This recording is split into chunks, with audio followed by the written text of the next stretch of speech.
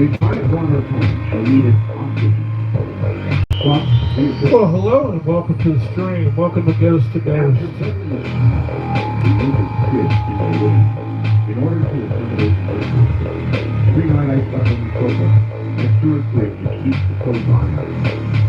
One winter night, at about 1 in the morning, I woke up as I usually did at that particular time. As I was sitting up, the rocking chair next to my daughter's crib began to rock back and forth by itself. My terror and shock were further intensified when the chair continued to rock faster and faster. It was almost as if whoever or whatever is sitting in the chair was enjoying rocking. Although paralyzed with fright, I wasn't able to yank the covers back over my face. Of course, okay, and when I looked again, the whole thing would be, just after about 5 minutes, it seemed more like I peeked out from under the covers only to find the chair still rocking by itself, needless to say. I was so frightened, I took the covers over my head for the remainder of the night. Fortunately, my daughter never did wake up. She slept through the entire episode. Since that night, other strange things began to manifest. After coming home to the weekend shift, my husband and I found our daughter's framed baby pictures standing straight up on their side, placed on the very edge of the shelf above the fireplace. The pictures had been moved forward even 8 inches more they wouldn't topple. One afternoon, I was sitting at the kitchen table paying bills, and all of a sudden my daughter's baby monitor began to pick up strange ruffling noises coming from the room where she was taking a nap. The noises sounded as though someone or something was wearing heavy clothing that moved or shifted when they walked.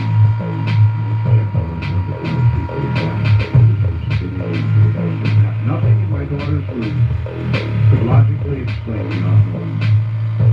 Since this was the middle of the summer, we had our windows shut, the air conditioner on all day long.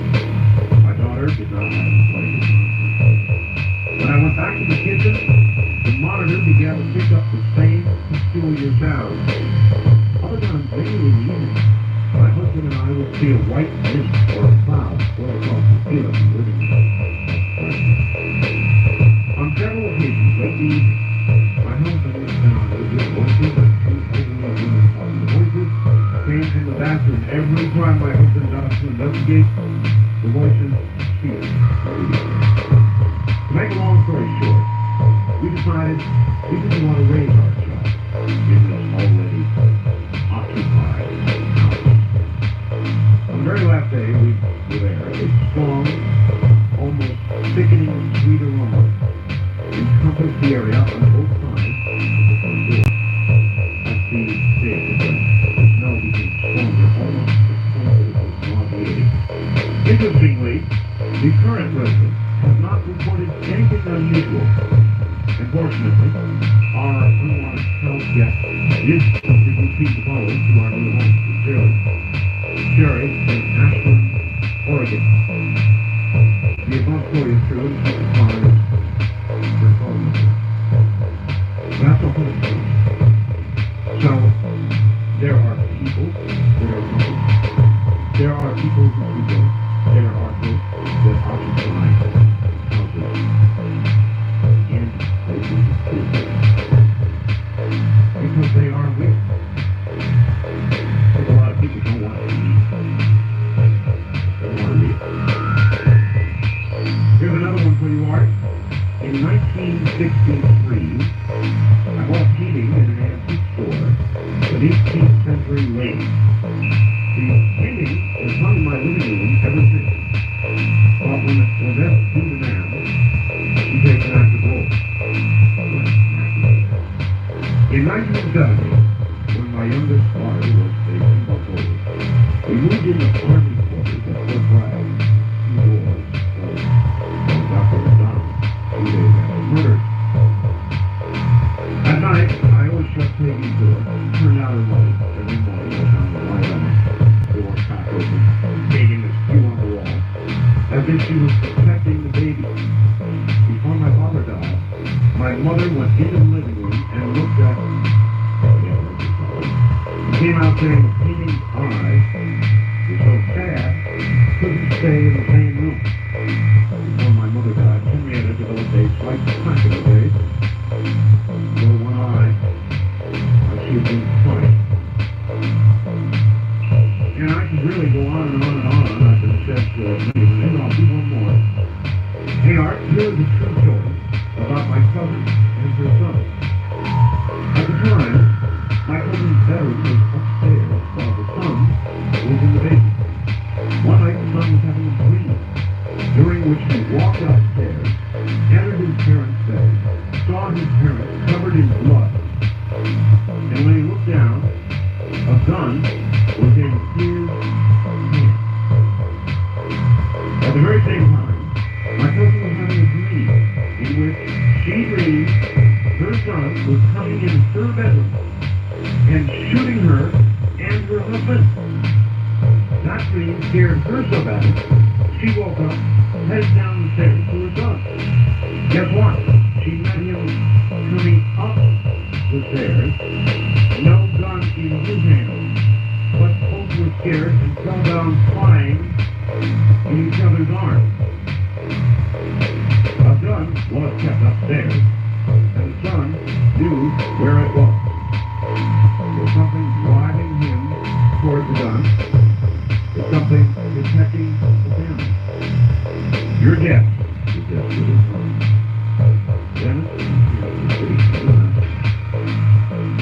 a mother and a son having an identical dream of murder that came that close to me.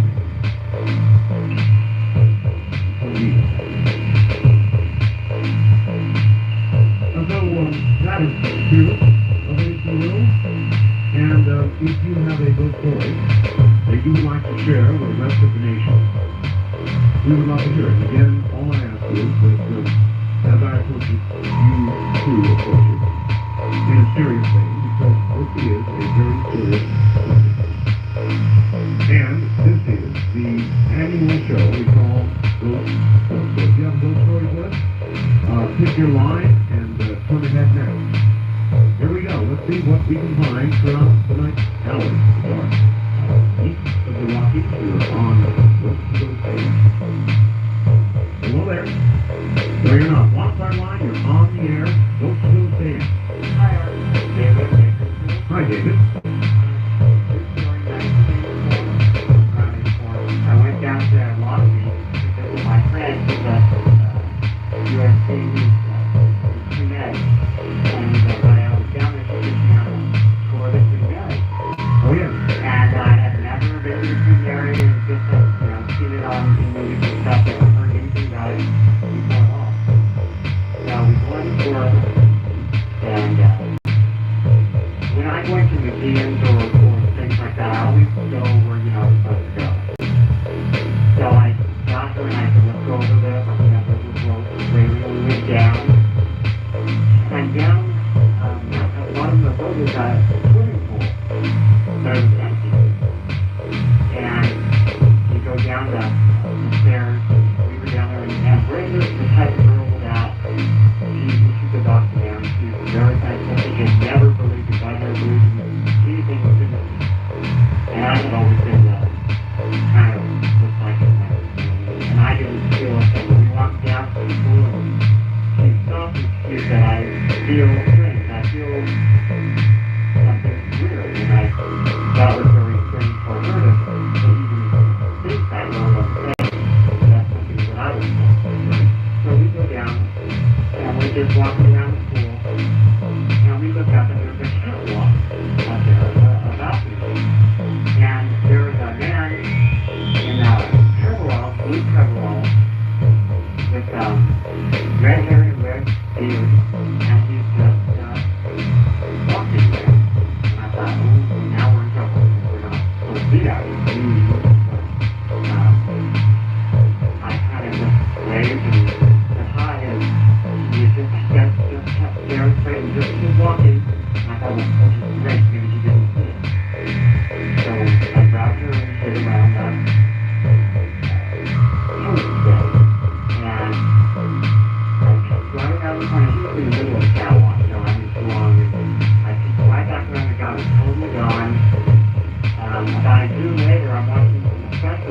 BBC about the Queen Mary, and they had some actor portraying this certain spirit, and it was the exact same guy that they had described it. He was crushed to death or something. Yes. And I called her up and I said, turn on the TV. The guy who, the picture of it? There he is. All right. Thank you very much for that. Well, exactly. So, to my point, you see, people sold, or you would say sold, who are roughly terminated, when even they don't expect it, don't seem able to find their way to where they ought to be going.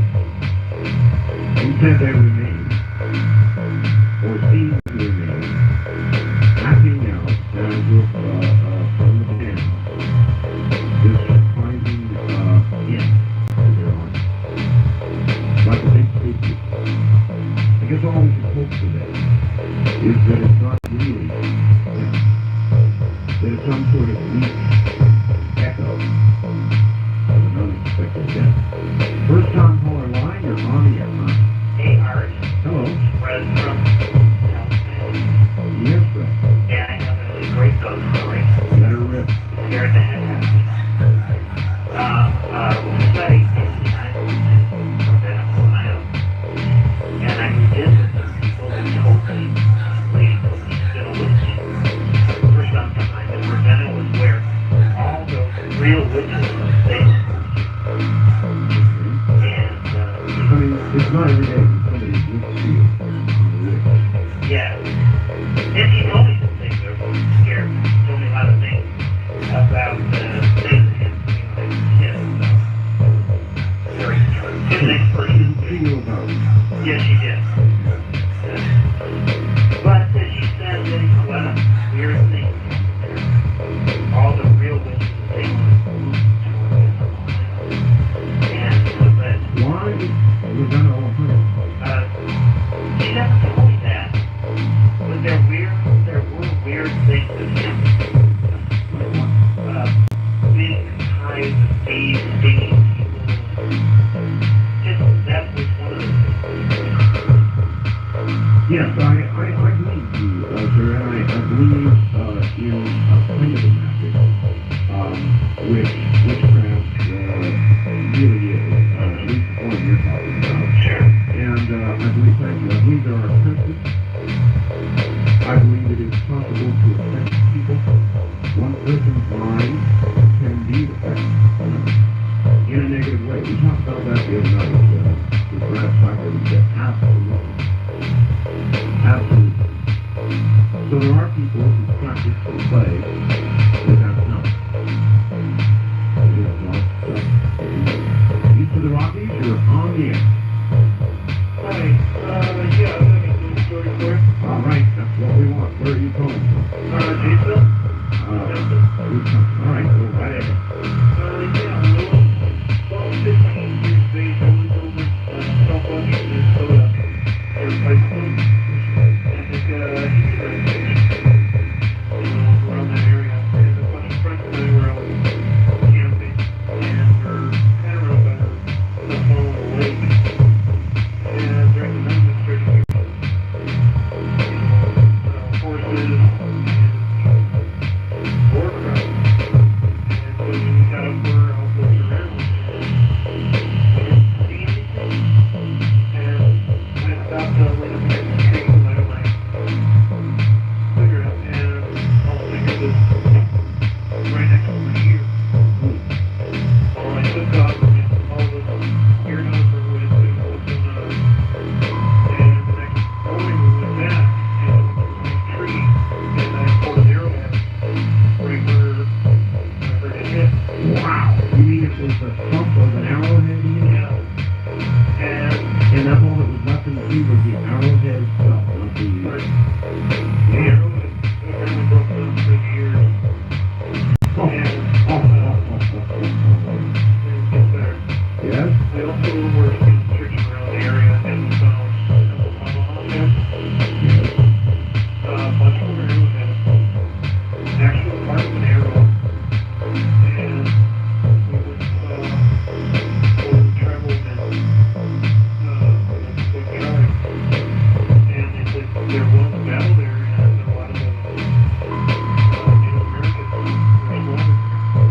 you know, it was a time. I mean, you were in that time and place.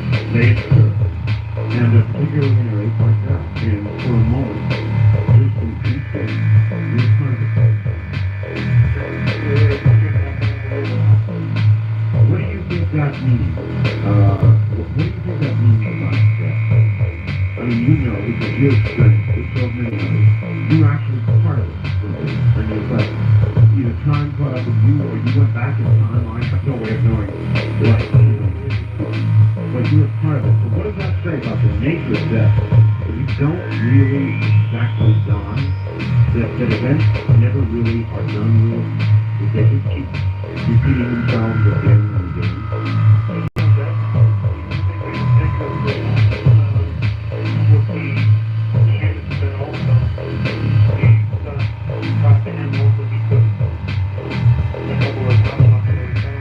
Well, there's something to say about it. I thank you for the story, my friend.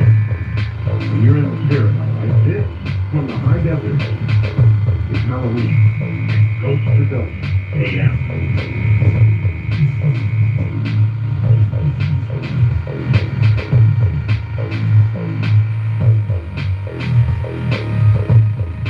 I brought in 9 counties, Nevada has a specific. Nevada has a state. Was born on Halloween. Did you know? Nevada was born on Halloween. Tomorrow, in addition to being Halloween, is Nevada Day. So, that's right. We are in the same business. And perhaps that's why Nevada has the highest suicide rate, cancer rate. And here in 9 counties, specifically Wild West, we still have brothels. It's a place where women sell themselves. Here, legally. And I'm going to tell you a true story about they're an eight. The brothels are large. They are kind of catacombs, dimly lit hallways, and small rooms where girls service their time. This isn't ancient history. This is modern. In one of the brothels, there has belonged this ghost. His name is Harold. It's a female ghost. Don't ask me why the name is Harold.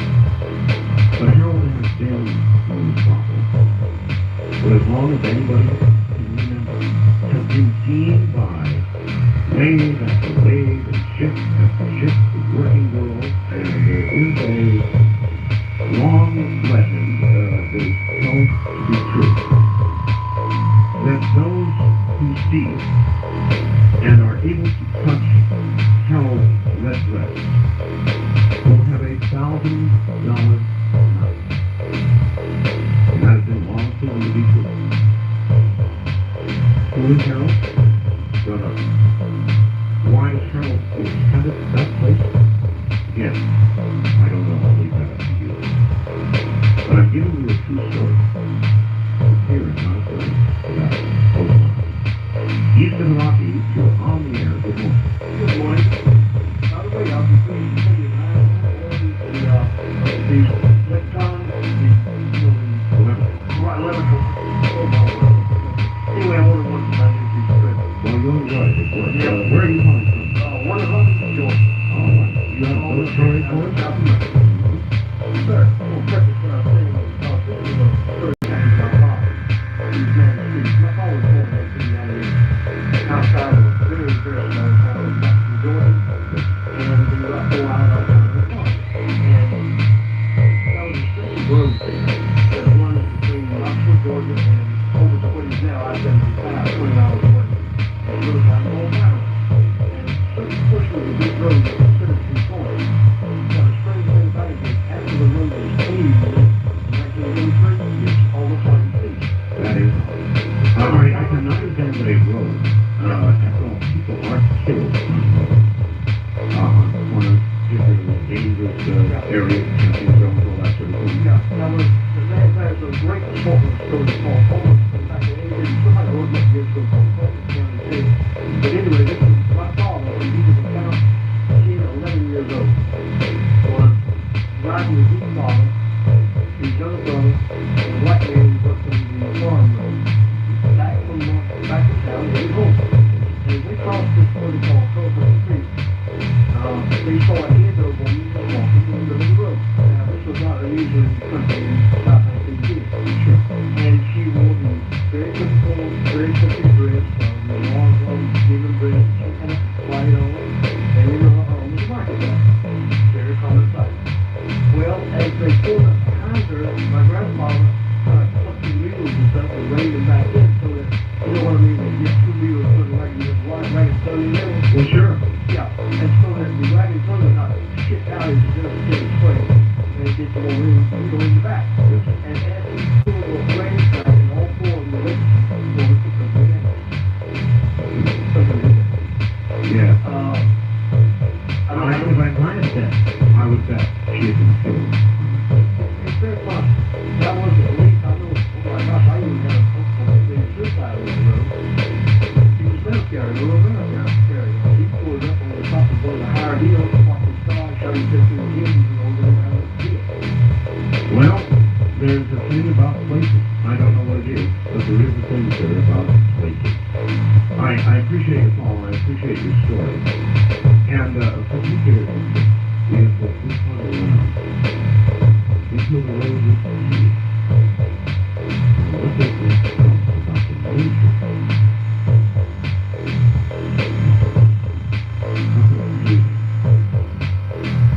First time caller line, you're on the air. Good morning.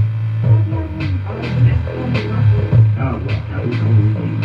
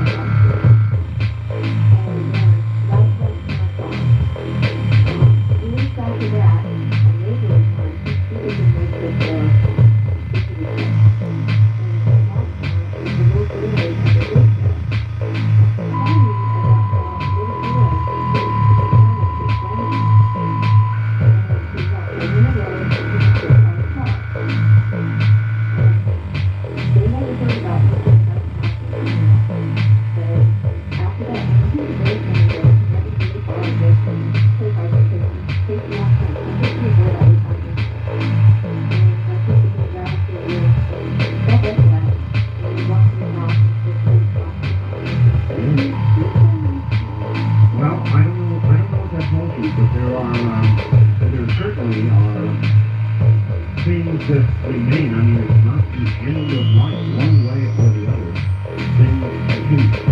And I'm sure that may comfort you somewhat. In a lot of ways, many of these stories are verification of life. Not just death.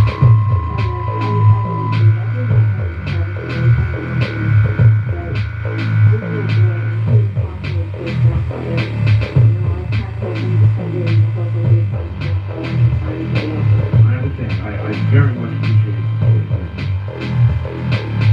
Sure. We go on. To where and to what, I don't know. Some may know. But what you will hear tonight will be a consistent thread indicating that it's obviously something that's coming. Wildfire Line, you're on the air. Hello. Yeah, I got one. It's going Hey, this is Tony from Las Vegas. Hi, Tony. From Las Vegas Home. Yes. I got a couple of fine things for you. Let her rip. Okay, well, we just parked outside of St. Louis, Colorado. Yes, sir. And, minor clothes, that's over the month. And, we're not doing that, it's not close to it. But we do it. It's outside of St. Louis. And, we'll sit down, just chill out and enjoy ourselves. It's scary out there, but it's not how it is. But, you looked over it. There was nothing in the dark. Would you turn your would you turn your radio off? Okay, yeah, hold on. Better hold on. You have the radio on.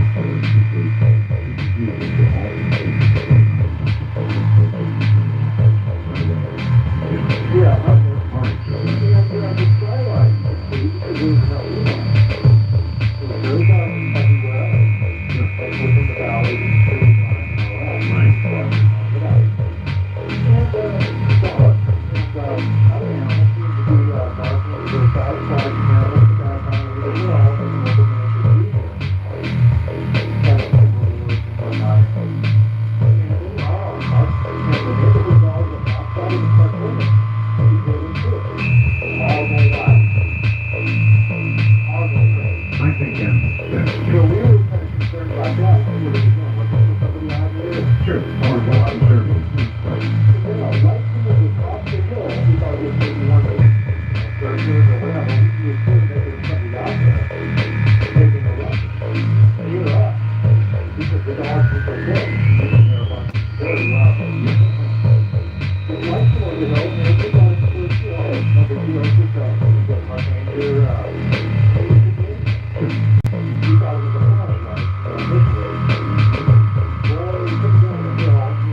We happened to see that the thing went down by the top of the van. Right. Wow. Right. That's the thing we got out of it. Yeah. We came down pretty slowly up the barrel. Yes. For one, there was about the size of a basketball we started to notice. So we figured, hey, that's a pretty good light. Guy's got a big light on. And, we were just maybe we should get out and go. Maybe thinking about a park or something. If you want to. We got to see a bottom of the hill. The dog was too much. We just stayed. And then we were standing up the well, we thought we got at the bottom of the hill. The light went off. And back on. And we figured, Right. we started to generally go back up. And so I noticed something strange about this light though. And that one. So that particular light strange and what it came down. I was just because it wasn't getting a look even on the pure well. It wasn't a look at it. I understand. And so it was like, was it facing it or facing us? So what do you think it was? Well, when it like one of the old, I noticed another thing. You know, it was trees nothing by it this time. So I had to be about the truth. Well, we didn't figure that out. We didn't do it right away because we were just not thinking things like that. When it got to the call signal, it didn't go over the ridge. Like it initially appeared on the ridge, but it went across the ridge. The skyline was dark in the background. It was much darker than that one. It went up slowly, walking, went up. There was nothing around the light. The light did not blind you like a normal bright light that would be facing you. So what do you think it was? And well, it stopped, and it took the light, and it started to move slowly, like a muscle light.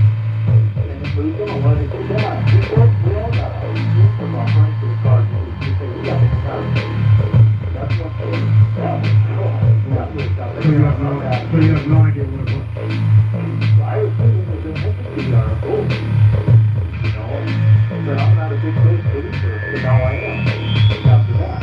And another incident that I had that this was really great, there was a license strike out one day during the storm out in front of my house.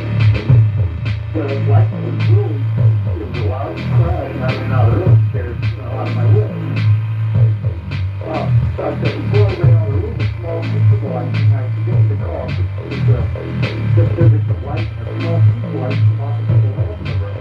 So I ran out of all four.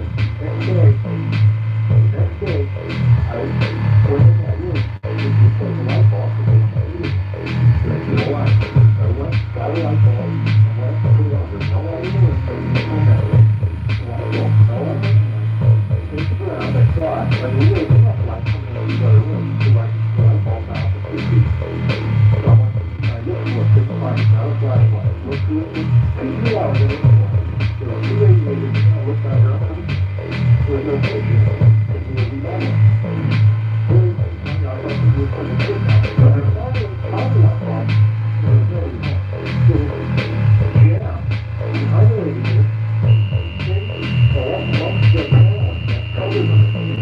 And I checked out, there was no one could have rolled under them. So you can come underneath the radiator, not picking up the light bulb, and roll it.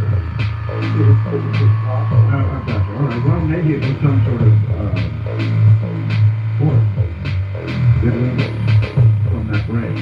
The light. It's really hard to say. West of the Rockies, you're on the slope. Good evening. Hi, Chris.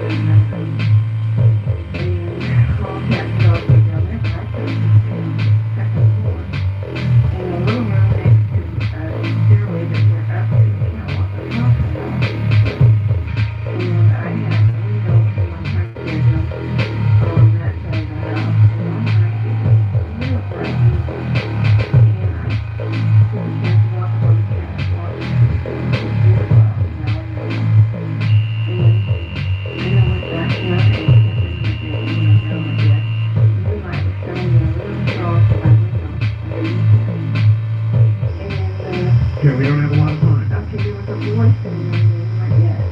And I thought, well, I never even had friends over there long ago. So everybody was saying that this was nice. And we started talking to him, and he said, you know, he said, I'd like to meet you. He said, I was like to pay his friend. And he said, and I was shot and killed. Now, wait a minute. How could a boy be in a room where he shouldn't be in your house and you're not going to go to the training club? I didn't at the time, but the more I got thinking about it later on. I mean, why weren't you saying to yourself, what is this guy doing here? I know, I did that. But I felt no one was there, no one there. I was just listening to that sort of thing, that I know he was telling me a story about how he was sitting there and he was being shot. Killed. Well, that should have tipped you off also. So then he said, finish his run. So what really got me, that made my hair stand on end, was that, you know, then I turned over, went to sleep, like nobody's in there. And the next day, I went down to check my rabbits that were in the horse barn, you know. Right? And I reached up above the stall, and I just took over some of my rabbits. And I pulled down a really Oh,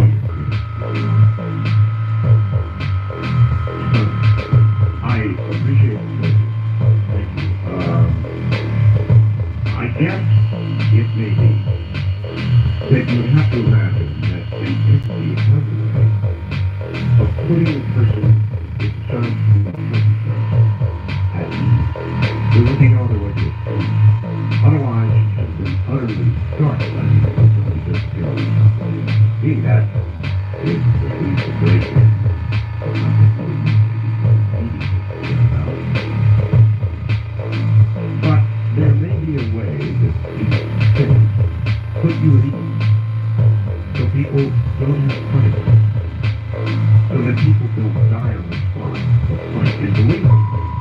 believe me, it's possible to die with money. So maybe in making their opinion, but these entities have a way of coming. I suppose someone might suggest that they try to make Caroline different. A certain story to keep it for a while, but not with that same intent in mind. Otherwise, you never heard of that. You got it right. So you simply accept it and listen instead. All right, this is Ghost to Ghost. Those stories all night long. When we return here in the Western time zone, it's going to officially be Halloween. As the stories continue. I'm Art Bell, and this is Ghost to Ghost. AM.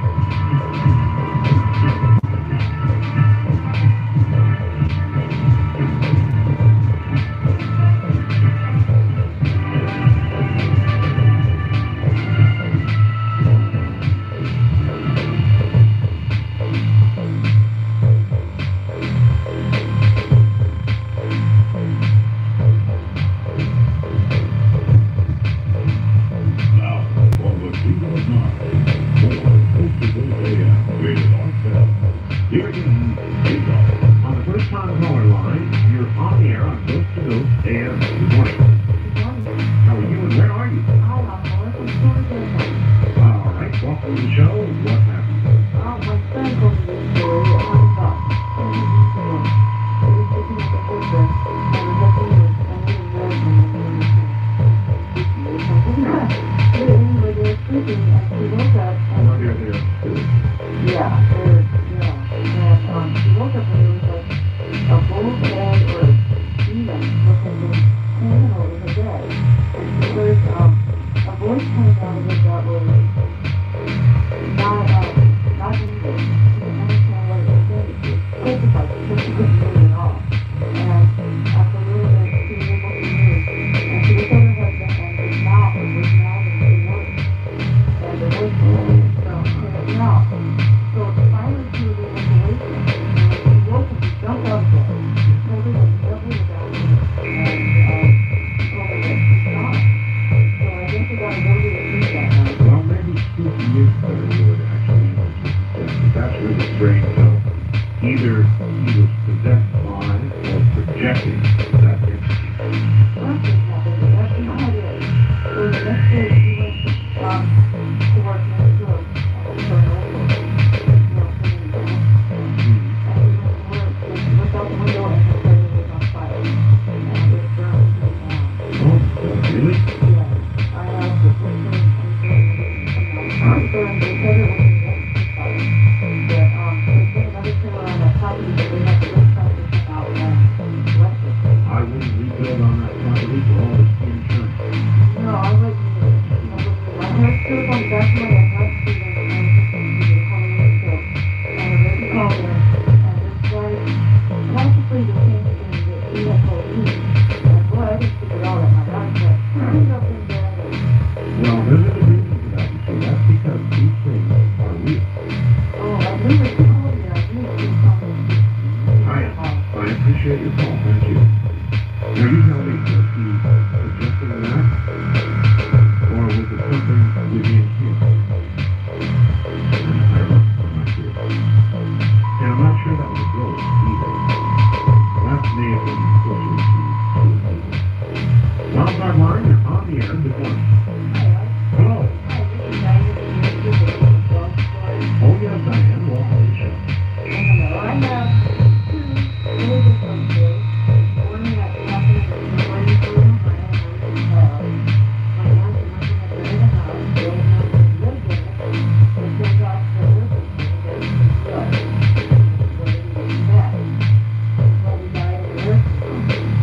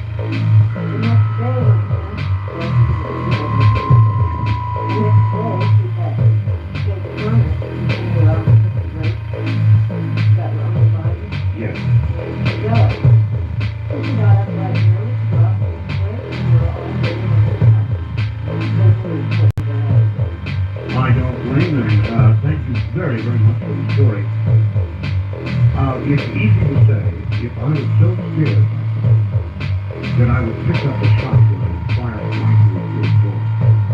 I do that all day. But in reality, we have lives. Homes, apartments, places where we live, and projects, and the real things of life, telephones, mail delivery, and million things that tie us to a place. So what we have to do is rationalize what has occurred. Explain it away in our own mind, so we don't have to do what we really think we ought to do. And that is get the hell out of it. On the other hand, 2 or 3 experiences may be more than enough. You might rationalize one, but not 2 or 3. East of the Rockies, you're on the air. Good morning. Good morning, Mr. Bell. Hi, where are you? I'm at Seattle, Ohio. Okay, now. Happy Fallon, by the way. Thank you. I don't know if this is going to be a real exciting story, but it's a real one. That's what counts. Yeah. I remember this particularly reflect my age. I was only 5 years old. I was asleep at night, and I just woke up, and I really don't know why. I just, for some reason, just got up, and I was awake as if I'd, gotten up on a regular morning. Sure. And I had lived with my grandparents. Was this the middle of the night anyway? Yeah, actually. Okay. It was more for the middle of the night in the morning, and I got up, and I don't even know why. I looked around, and I couldn't find my mother or anyone around. I went through the house and finally found all of my family members for some reason, and just odd them being there that night. They were all sitting around, and they all seemed really sad. And I asked what was wrong, and they would tell me, no, I got a drink of water, like a little kid, and went to bed. And when I was trying to go to bed, and I looked up at some point and saw something at the foot of my bed, just a really common story, I'm sure. It was kind of greenish white, and I just, I saw that, I just, got scared, put the covers over my head. Naturally. And just sat there trembling. And, and then, as I started to calm down, I realized it looked like my grandfather for some reason. But he back out after a couple minutes, and there was nothing there. So I just think, I was a little kid, I was tired, I went back to school. So I woke up the next morning, and apparently what had happened is my grandfather had started feeling chest pain. And he had gone to the emergency room. Your grandfather had been in the house with him. Yeah, he lived with us, both my grandparents. And he'd gone to the emergency room, he had chest pain, and he didn't want to go, but my grandmother was got him to go. And he'd gone down there, and he was in the emergency room, and it was just time to come up. And apparently, he felt someone else there needed help, or the person obviously was more ill. So he had them go ahead and go first. And finally, when we got him, they got him in the emergency room. He walked in and we were walking inside. He said, on foot. So, Well, okay, continue. apparently. No, you can't see it. I appreciate the process. It's good to see you. There's a million stories like that. As you look into the question, this is one of the most incredible kind of stories you will face. Relatives, loved ones, family will die suddenly, and those folks will have no idea that they were even in jeopardy to see it, because they will come to visit one more time. Oops. Something you can scientifically lay your hands on now. Enough stories so you can believe it is true? Absolutely. West of the Rockies, you're on the air, Mike. Well, welcome. Yes. And I'm not sure if this is a story, but it's what I All right. I was asleep one night and I was having an idea that somebody was trying to kill me. And I tried to wake up and then I was dreaming. And then all of a sudden I felt like somebody had just put their knee or pressure on the bed. Oh. And that just scared me so bad, and I was struggling really, really hard to wake up. And I finally was able to open my eyes, and there was no one else beside the bed, but at the foot of the bed, I could see a man from the waist up, but he was in light. It was like, it was a negative, like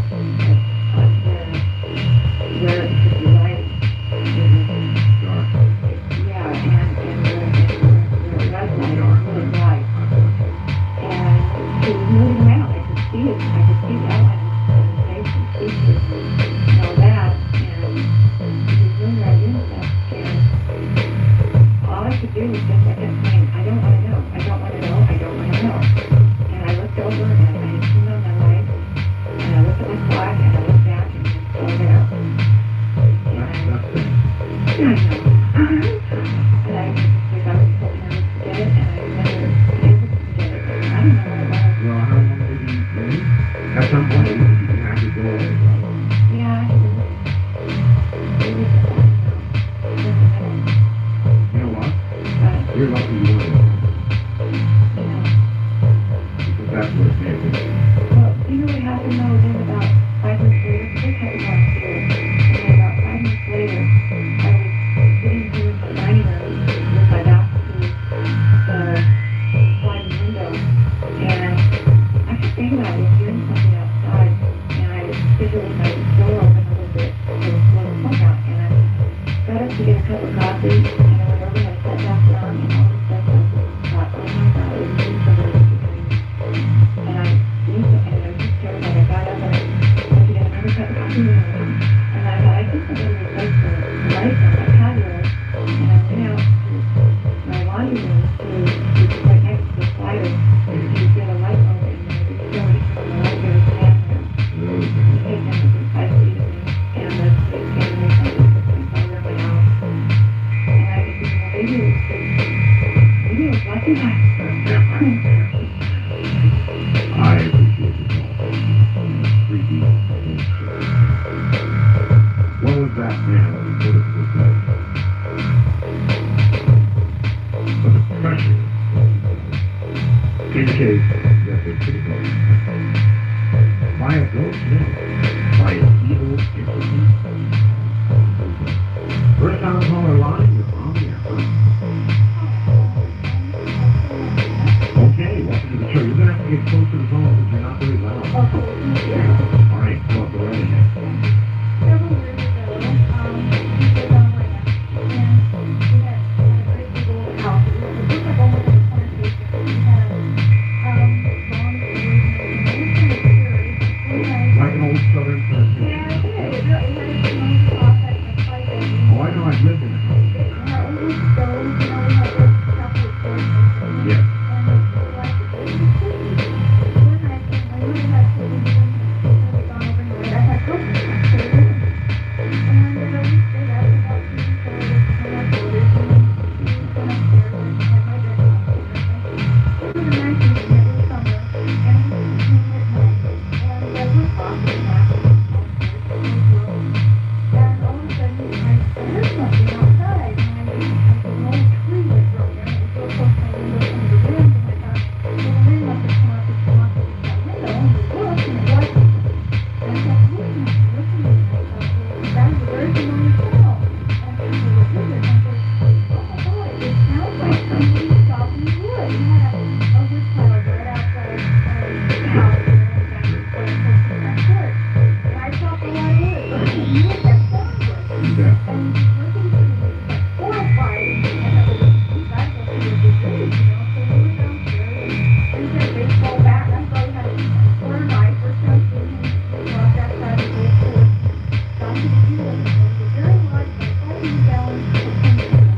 Oh, yeah. The sound is still continuing almost loud, and it's definitely something that's chopping wood. And I said, oh my God, Joe, and so we were too scared to step off the porch and look around the house.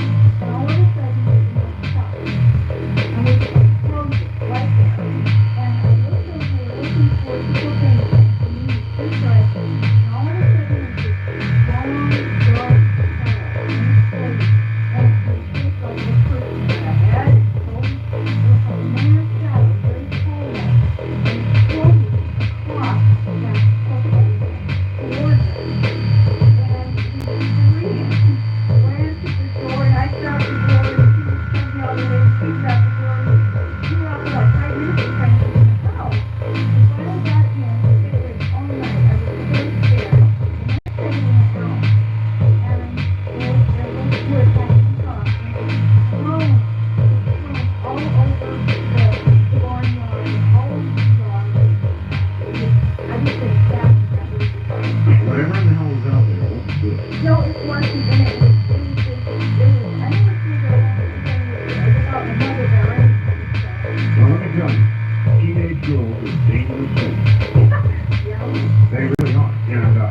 number of death rates, all of which have confirmed that teenage girls project things because they are so emotional, their hormones are raging.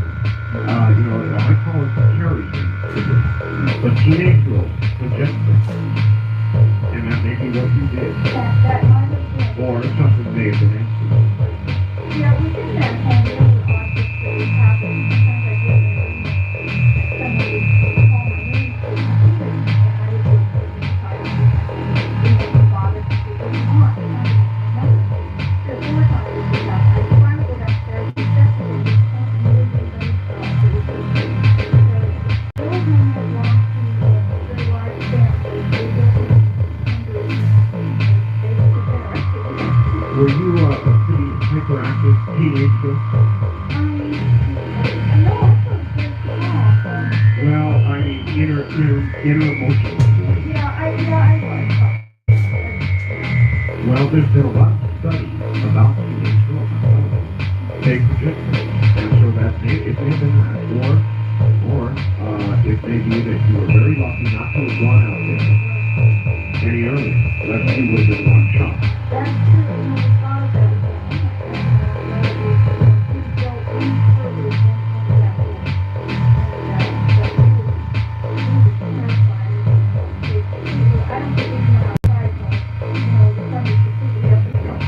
These things impress you for all your life. You never ever forget. All right, well listen, I've got to run. I want to thank you for the call. It has been a pleasure, and that was a good story. You take care. Yes. Don't say yes. We'll be back. Remember this. Anybody out there remember this? One big eye.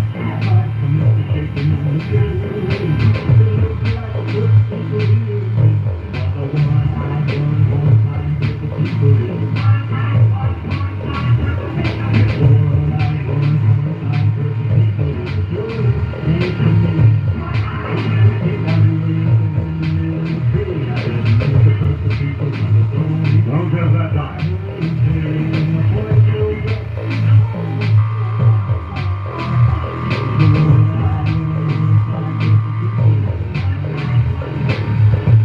All right, this is go. It is all night long. Nothing but pure, real ghost. And so that's what we go. First on caller line, you're on the air. Top of the morning, please. Hi to your mom too.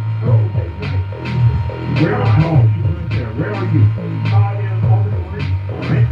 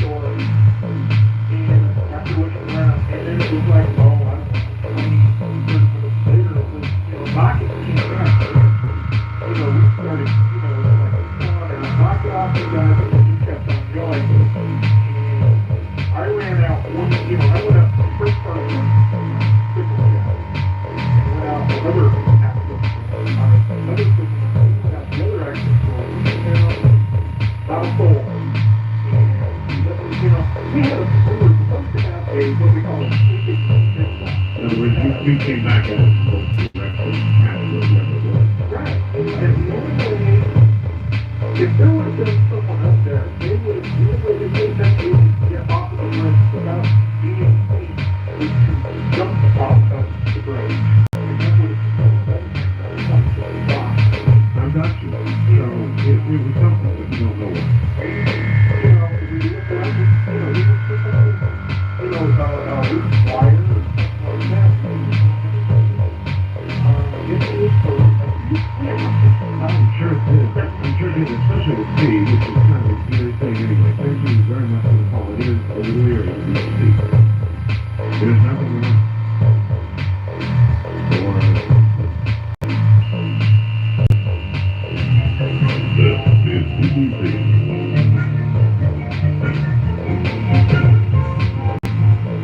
Wildcard Line, you're on the air. Hi. Hi, start. Yes, it is. Hi, my name is Tom, and I'm not the second lot. Good Tom. I'm Well, originally from Kodiak, Alaska. yeah. You've got a lot of listeners. Yeah, my uncle might be listening up there and right now, I don't know, but anyway, this incident happened almost a year ago. It was on October 24th, 1995. And I was in Alaska, working talking with a friend of mine, he's also we happen to be talking about Kevin now. Not invite. Yeah, it's too loud. It's not. Actually talking about it. No, it's not. You invite. Anyway, go ahead. Okay, so the time rolled around, it was about 4 in the afternoon. I was taking a class there. It was kind of a boring class. I don't want to travel. Sure. They were always taking the class. And I was sitting there, and about little ways from the class, I was kind of drowsy. I was drifting off. I kind of felt her slide. I don't know what it was. I don't know if I saw it or felt it. An arm's length was like the size of a basketball. So it was my mother. Hi, son. It was like she was saying goodbye, son. You know what? No, I didn't know if I was hallucinating or what, but I can't do that. I was very nervous. You know? The adrenaline's suddenly pumping real hard. Real hard, real hard. There's lots of bacon medicine. They're like a little swirly. The pink swirly. I don't know if it's really a daughter or something or what. At the end of that experience, it was last maybe a minute or so. This thought entered my mind. It was simple. When you get home, when your sister calls, and says, and your wife says she was real upset, that was your mom. Was your mom alone? She was. And, but she was in the terminal stage of cancer. So when I got home, my wife was Tom, real upset. It's funny, it was the same language that I heard in my mind. So I called up Teresa.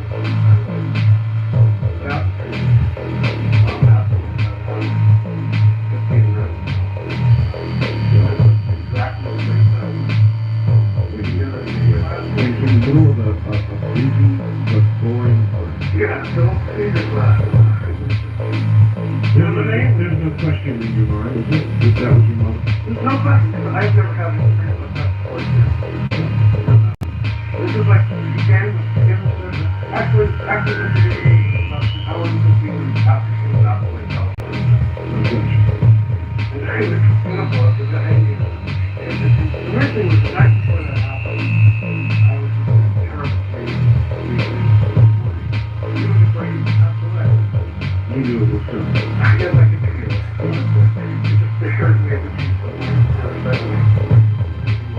There is no question about it, sir. I thank you for the story, and there is no question about it.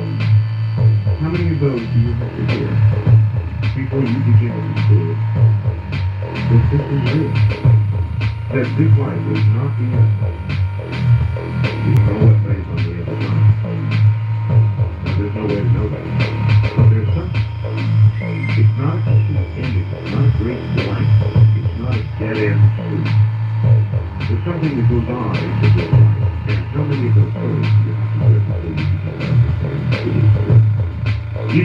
You're on the air, right?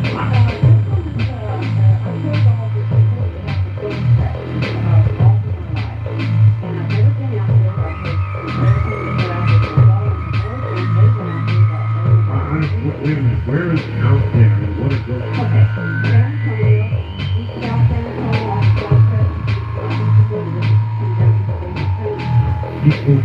You're right, I was, but that was sort of like a hell on earth thing about a car.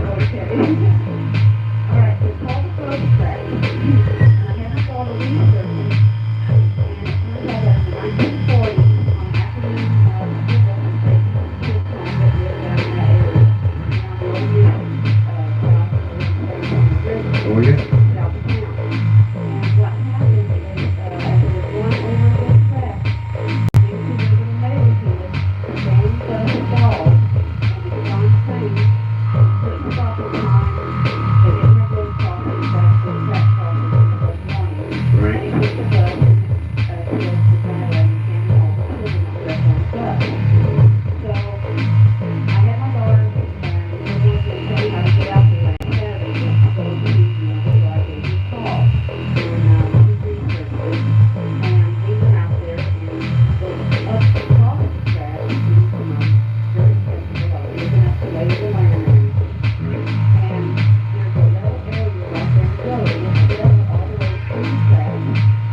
And you can see where the track was the road. Okay, so I called 32 away to the track, and there's no something unusual. And there's nothing else about that beautiful lady. What's going on? And at that point, the truck started to be put. And when it started to be put, Your truck was pushed. my truck was being put. And I was sitting on level ground on the street. And next thing I know, my truck was being put by someone who was careful. It was only a very good truck. I was going at a pretty quick clip, about 15 miles an hour, 10 miles an hour. I'm on my way. I was, no, that's wrong way. So I was doing the way to make this traffic. So I didn't need to drink it on and into the truck, so I didn't. Then we got right into the traffic over there, and I was there ahead. And the deal was people go over there, and the baby house on the front of the wall. We made another trip. Why do they put babies? Because the lady man was destroying a place called road tracks for the children. If you, was out there, and they would push you over the track. And I swear to God, Push you over the track. they would push you over the track.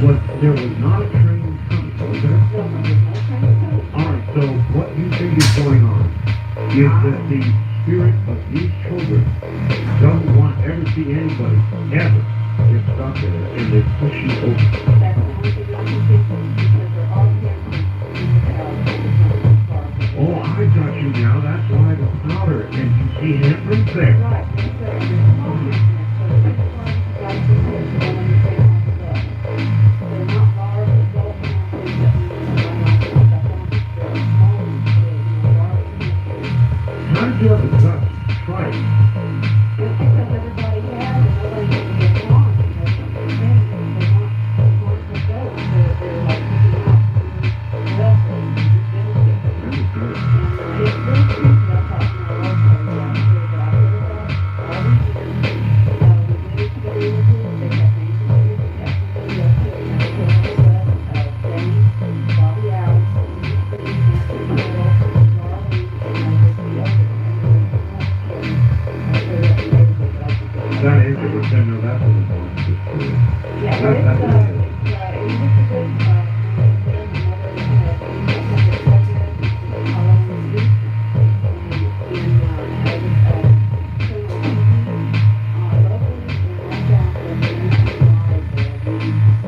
Well, I really appreciate your telling us this story. San Antonio has a very rich old history going about the farm.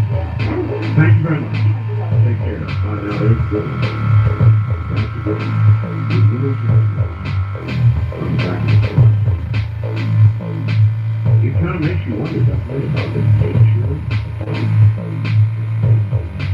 whether we remain in substance as we were in life. Army remain? I should have you asked that question. Western Vermont, is your Army or hello? Hello, Art. How you doing today? I'm fine. I'm Gary out of Temple, Hawaii.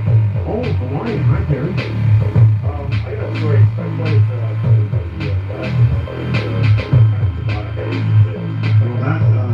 Well, it was sweet. Last one, in a way, was sweet, and it indicates one thing about my dad.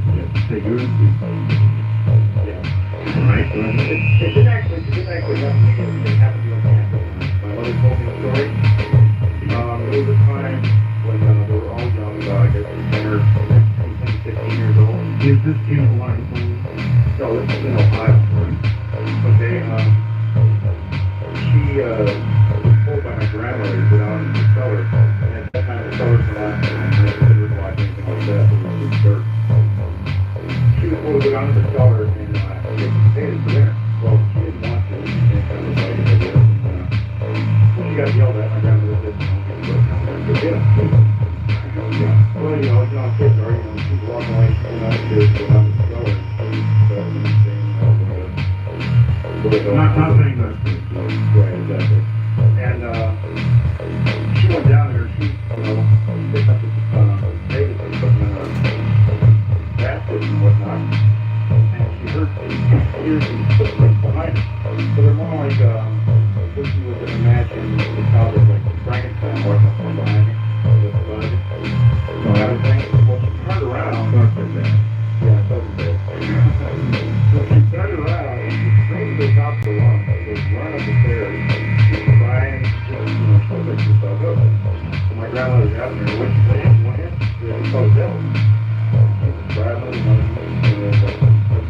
whatever. And, my grandmother's scolding her for telling a lie. Yeah. Like, she's really very adamant about this. And she said, we just have to go get food and all this other stuff. They said, okay, well, so they went downstairs to look. Okay.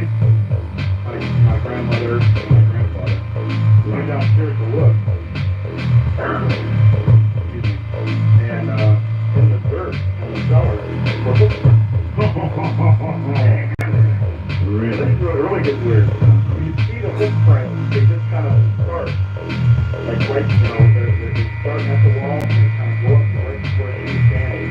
They turn back around and go right back into the same corner. And it's like half a footprint between the wall and the dirt. Like half is there and half is inside the wall. Oh, no. So whatever this was, it pushed its way right through the wall. Oh, man, that'd be it for me. Yeah, I think so, yeah. That's an incredible story. It was pretty dark. By the way, I hope to hear it during the night. There are some very good ghost stories that have and always will be part of the life. Yeah, it's a very, very place. But that story, that was a good one, sir. Thank you. Yeah, but they are. Who's Mark in the basement? Who's Mark? And they have to whoa. Are you still drinking tap water? Well, you deserve better than that. Your body is 75%, your brain 85%. Bottled water is simply not much better. It leaches things in the plastic into the water. Tap water has chlorine, chemicals, lead, even cryptosporidium. So you don't want tap water straight. You don't want bottled water. Not good. What you do want is good, clear, flowing, filtered water. And that's what you get with the water purifier. It installs in about a minute. It filters out chlorine, lead, chemicals, and parasites at 99%. When you get it, you hook it up and draw a glass of water. And then draw one and compare the two. Right now, we've got a $40 savings on the price of the main system itself. It's $119.95. That really is a good deal. As a matter of fact, the sale will end soon, so don't wait. Now, coming with this, at that price, free of charge, is the travel service, a $30 free. Then, if you call before noon, which I'm sure you will do, you get a chlorine test kit. So, you can check your water. And you can check out the chlorine level. And then you can install this in the household. Because you will have clean, filtered water that has an absolutely continuing, endless supply of it. It is the best way. It's better than bottled water. Please call them before noontime at 1-800-313-CURE. That's 1-800-313-CURE. Cure. All right, you're listening to Ghost to Ghost AM. This means that we tell ghost stories all night long. It is Halloween, and as I told the earlier audience, it is also the birthday of the state of Nevada, born on Halloween. Nevada carries a lot of firsts. What's happened, murder rate, cancer rate, things that happen here in Nevada that are sort of proof of excess, if you will. That's Nevada, born on this day. Halloween. What a day to join the union, wouldn't you say? Yes, Nevada's having a birthday today. We're going to break here at the top of the hour, and we will be, well, I think we will be right back.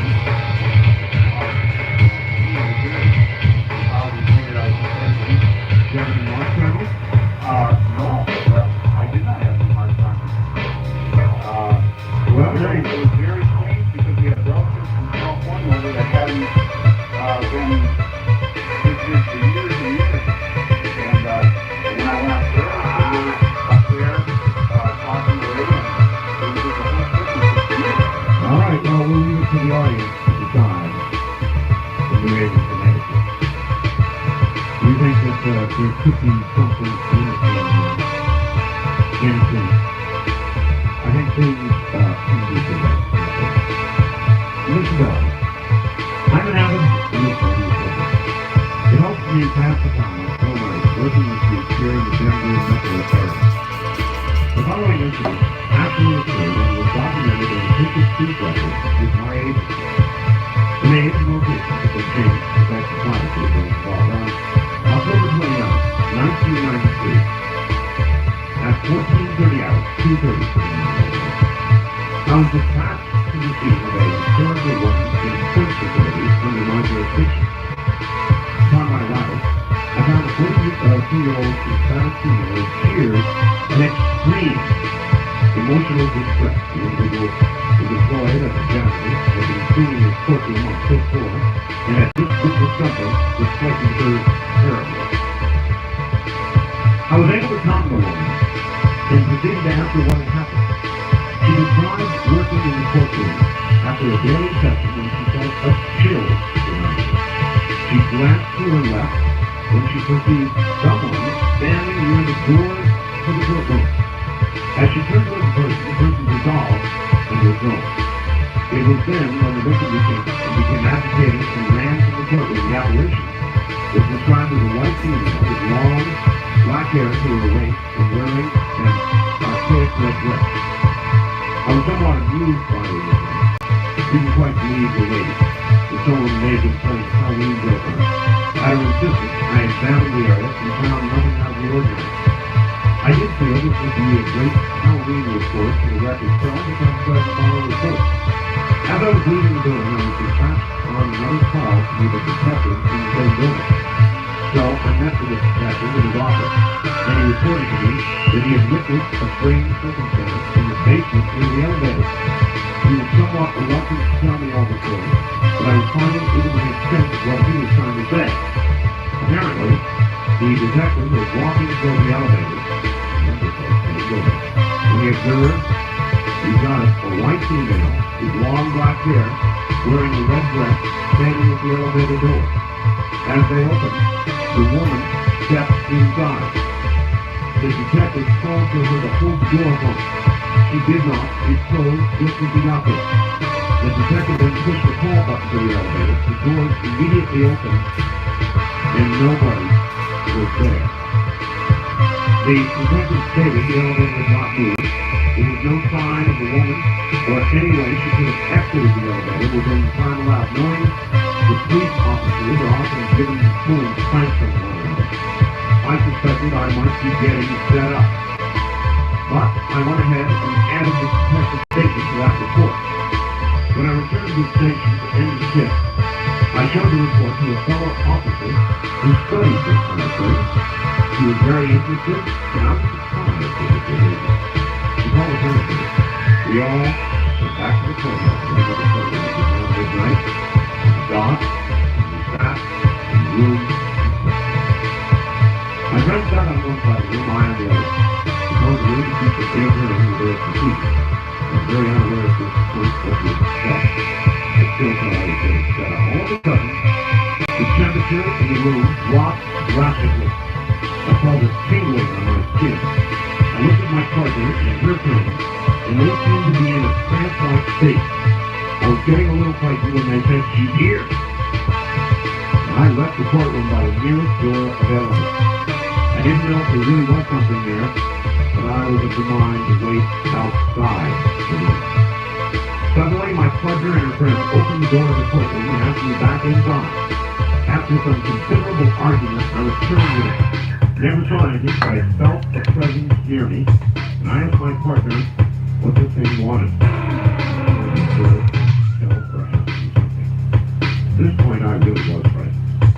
So I asked, what does it want? I was told by my partner's friend that the spirit wanted to know if it was all right to leave.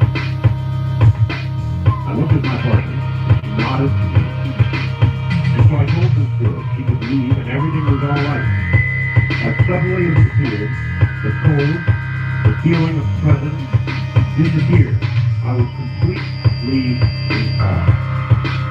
My partner later told me that the spirit was looking for someone to tell us it's okay to leave this world and go on. I'm not sure what really happened, but I do know there was something there, and that I would never again stop at the fears or conceptions of another human being. That is a Denver East of the Rockies, you're on the. Hello, sir. This is Curtis from Rockford, Omaha. Yes, sir. We're enjoying these ghost stories tonight. Well, they're interesting, aren't they? Yes, they are. I had an experience back in the mid-70s in a house my new wife and I moved into. She worked days and I worked nights, so we weren't there at the same time very often. But we both started noticing things when we were here by ourselves where there would be a vibrating noise. We could never quite pinpoint it down. Didn't seem to last long enough to pinpoint it. Finally one day I was there about the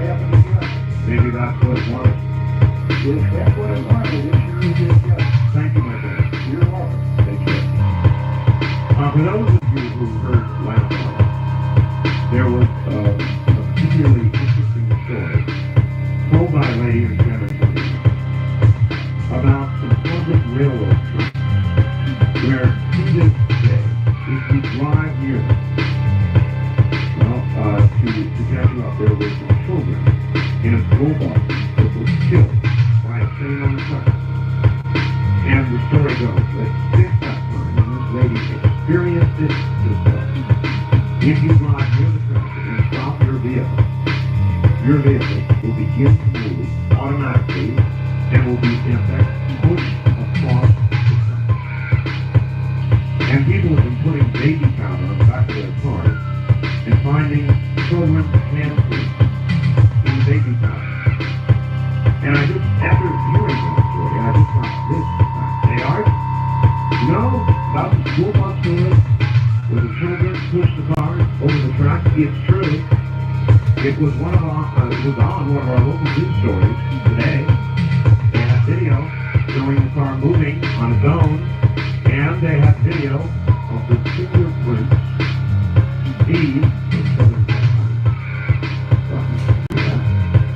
Wildcard Mind, you're on the air. Hi, this is Ron from Warrensville, Oklahoma. Hello, Ron.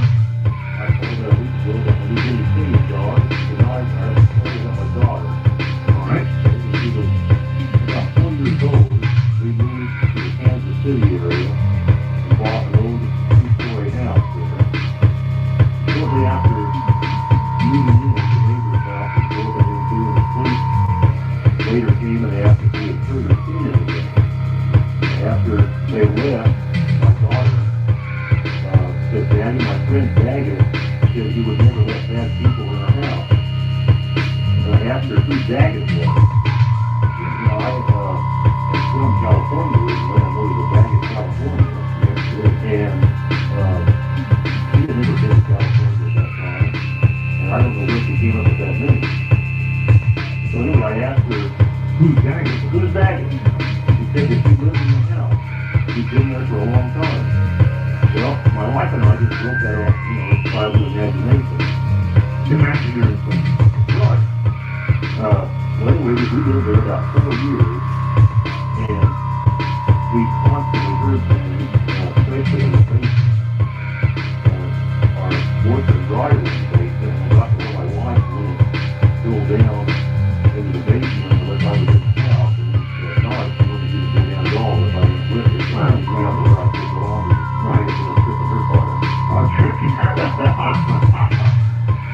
Anyway, my daughter would occasionally run to the basement stairs and yell, "Be quiet, Daggett," and the noise would stop. Well, anyway, this was, like I said, this was not as an old house to creep and a giant imagination. One night, I went into the bedroom to read his bedtime story, and we had a large, overstuffed chair sitting next to her bed, and I sat down in the chair, and it was like I had walked into a meat locker. I mean, it was so cold that it took my breath away. And my daughter screamed, "Daddy, get off of Daggett." Oh, And from that point on, sir, how old is your daughter? well, like Paul Harvey says, this is the rest of the story. My daughter is a freshman at the university here in Oklahoma, that I won't give you the name of, it's identified, but anyway, he is president of the University Pagan Society. He's a wit. He is a member of one of the talks of the group called Whippet. Yes. Those are Richard. So he is all excited right now. He just called me that hour ago. And the kids going down and they're having big movie night bonfire. Oh, I'm sure it's a big day. I don't even ask questions about what's going on. Do you ask about Daggett ever? Well, they'll say I asked it tonight, and Well, listen, we're not going to. I'm going to say something. That's a hell of a story, though, sir, and I appreciate it. Daggett in the chair. No, thank you.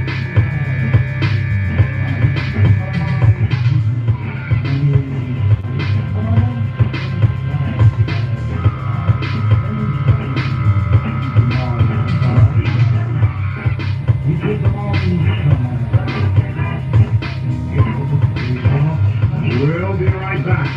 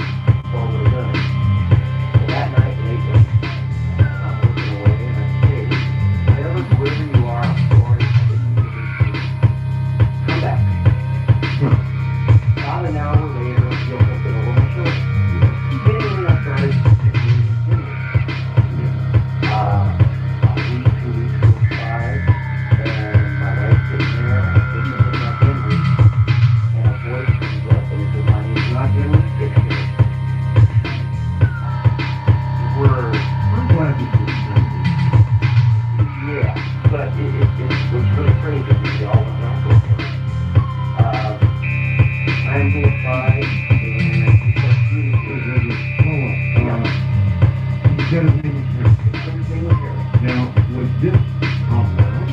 No, Well, you have this in your mind? exactly. Put it together. We both hear it.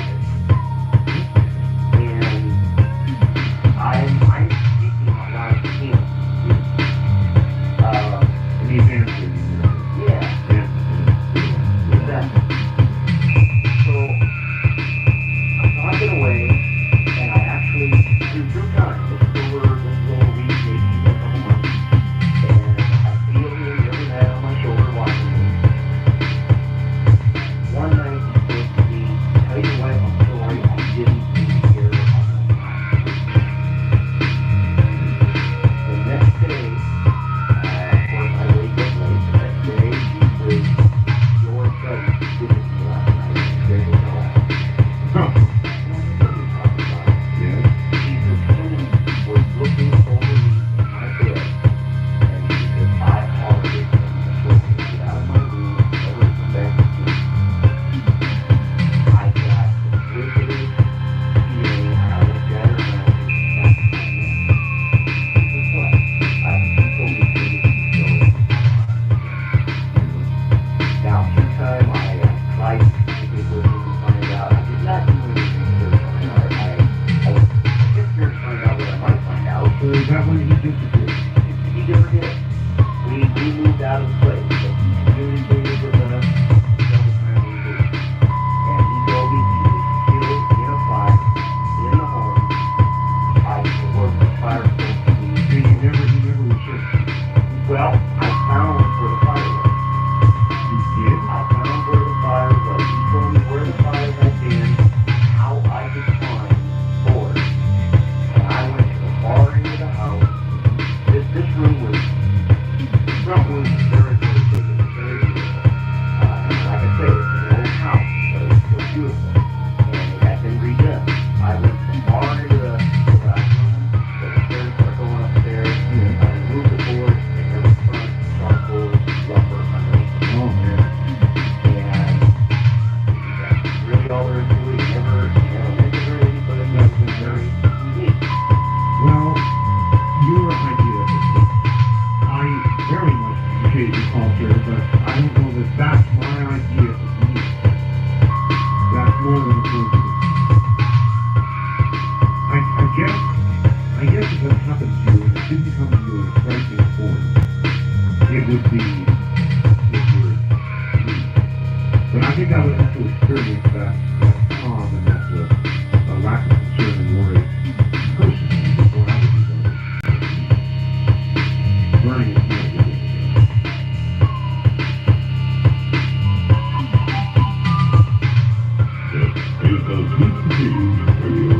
Wildcard Line, you're on the air. Hello.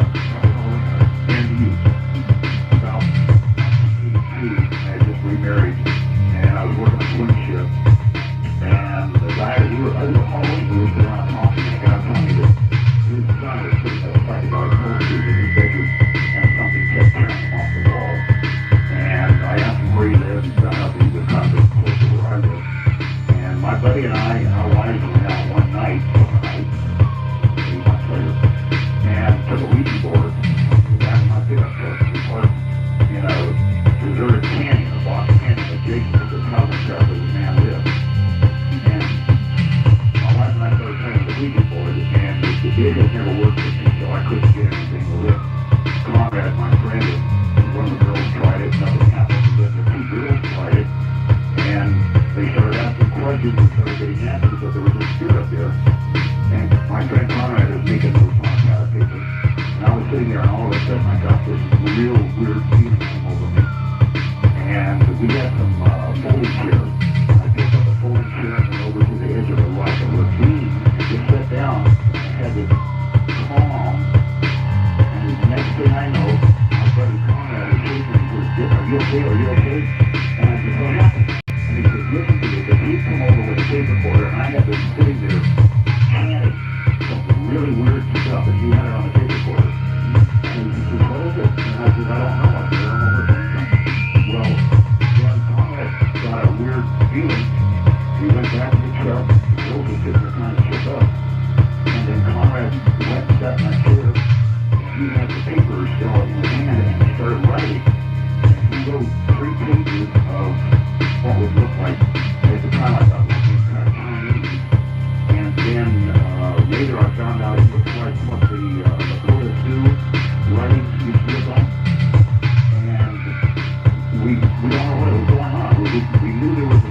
there or something. And I said, let's get out of here. And so we started picking up our stuff and pushing the truck. And Conrad's wife, who was slight in stature, all of a sudden jumped out of the truck and staring her like she was a man. Her arms flexed out to her side as the voice came out of this low voice. And she started talking to us in English. And I don't remember everything that she said because we talked to this spirit that was coming through Boston for a long time. But basically what we found out was there was a honey part of the Indian stuff of this Rock Canyon. They got ambushed and by like a rival Indian tribe, and they didn't bury them. And their spirits were lost in this Rock Canyon. And they caused the housing traffic that was imposing on their area. And Conrad and my friend told them that it was time for them to go home and that they should take the cross over. And that he just guided us. He said Conrad had like a spirit guide for himself. He said, this person, Andy, will help you cross over and everything is okay. And he sent them home. And then about a month later, talking about it, working, he said, he says, I was going to I was having my kid's room. He says, we haven't had no problem. So we solved this problem by getting rid of the spirits that were lost or never buried. You did a good thing. I don't know the access on that project. Please give me your fax number. It's area code 702-727-8499. Yep. Do you have a blue picture of Charlton Heston or David Canary in your house? No comment, sir. I appreciate the call. Well, I don't know that I would laugh at that. That's possession. Automatic writing. Speaking in tongues. And then finally, serious possession. Hi, Art. I've got a true story for you and your listeners. When I was in high school, I met this nice man overseas. As time went by, they became my friends.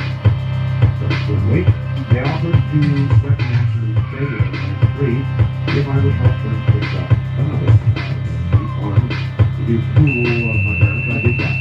What followed was sometimes wonderful, and at other times a truly awful horror. I believe I was somehow warned to leave by force that bothered everyone but me. Self-protected by something. And I think it may have been my deceased brother who passed a few years earlier. As I tried to tell members of the family the things I saw, I was met with deaf ears. Probably one night I caught one member of the family playing some Scrabble with me.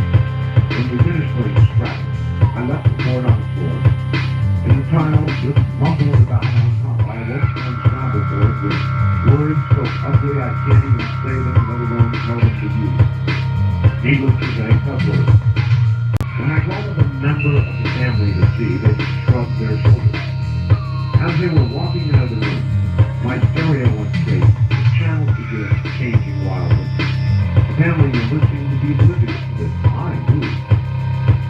Later, I found out there were some real abusive stories. That the man was sent out of the Philippines for abuses he committed against his first wife and children. Now he moved to the U.S., and I believe that is why they were such evil in fact. Houston Rockings, you're on the air.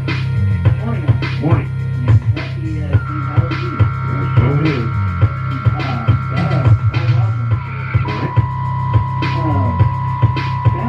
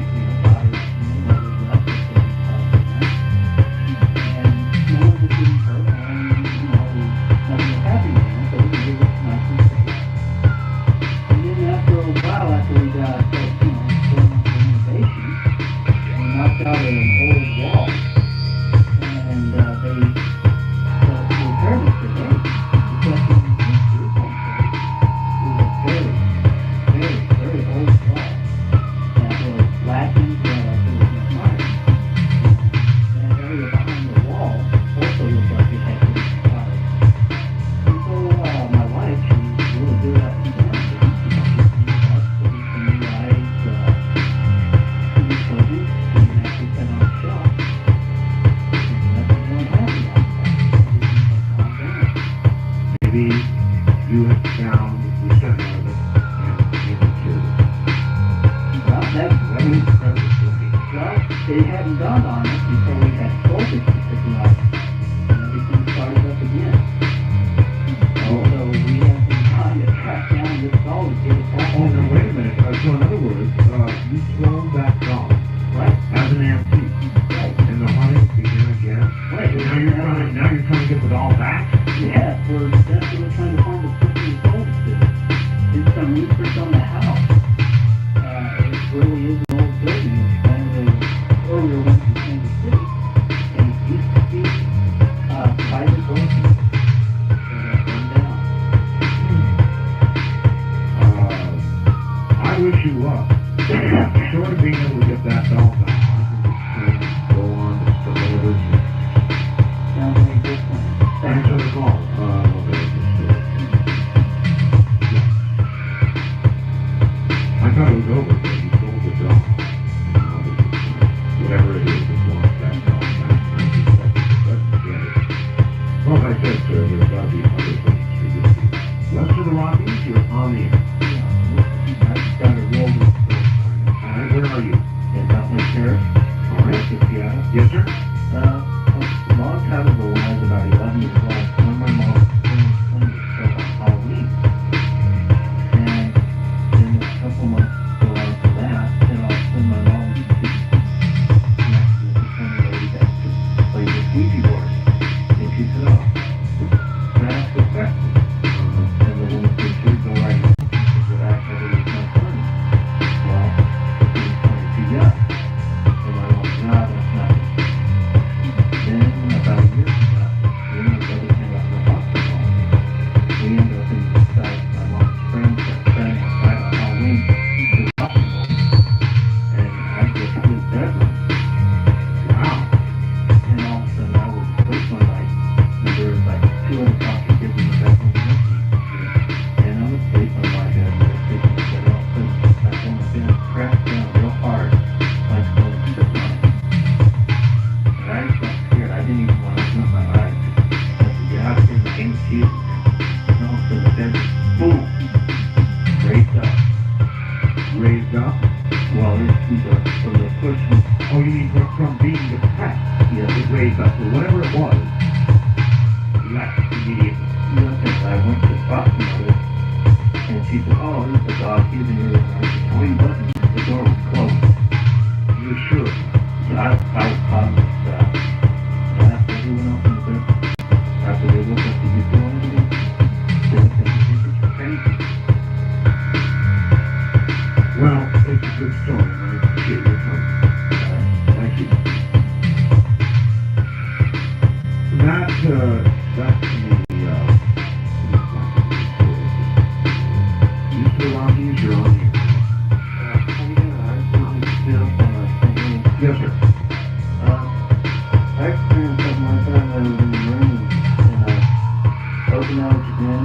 I know, I lived there.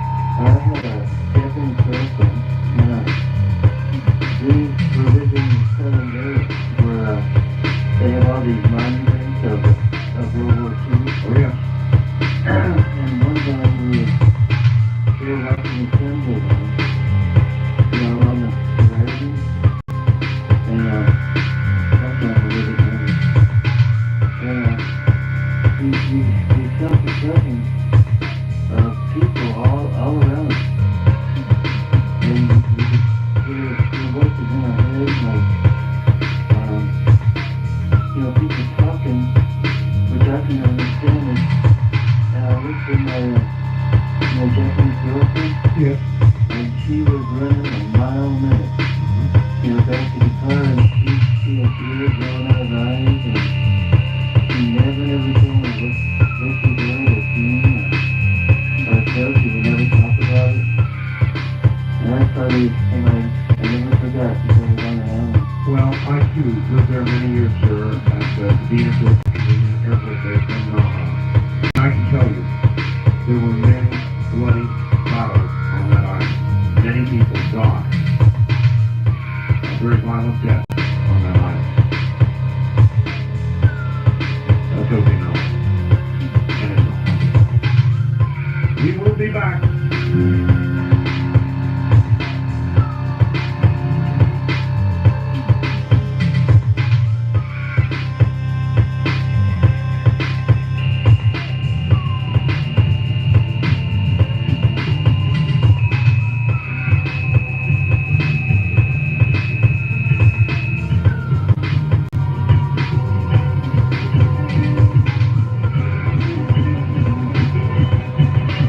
Cartel is taking calls on the wild card line at 702-727-1295. That's 702-727-1295.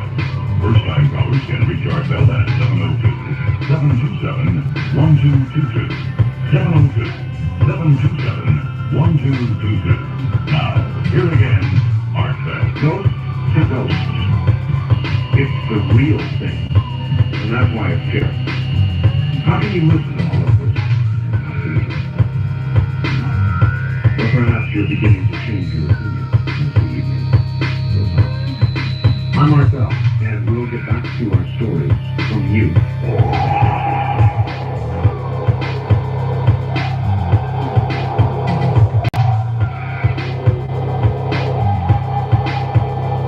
Nothing you want to meet in the woods late at night. Believe me. East of the Rockies, you're on the air. Good morning. Where are you calling from, please? I'm calling from Essex Junction, Vermont. Essex Junction, Vermont. All right, welcome to the program. My story was really creepy because I never believed in it. My best friend and I got to be real close when we were growing up. And this happened in Connecticut. And his father was killed.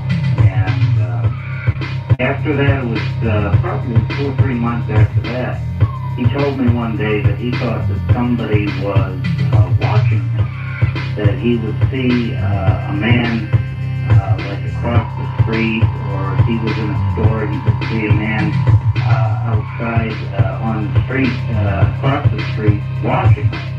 And I said, well, you're out of your mind, or have you ever told anybody, call the cops or anything? And he said, no.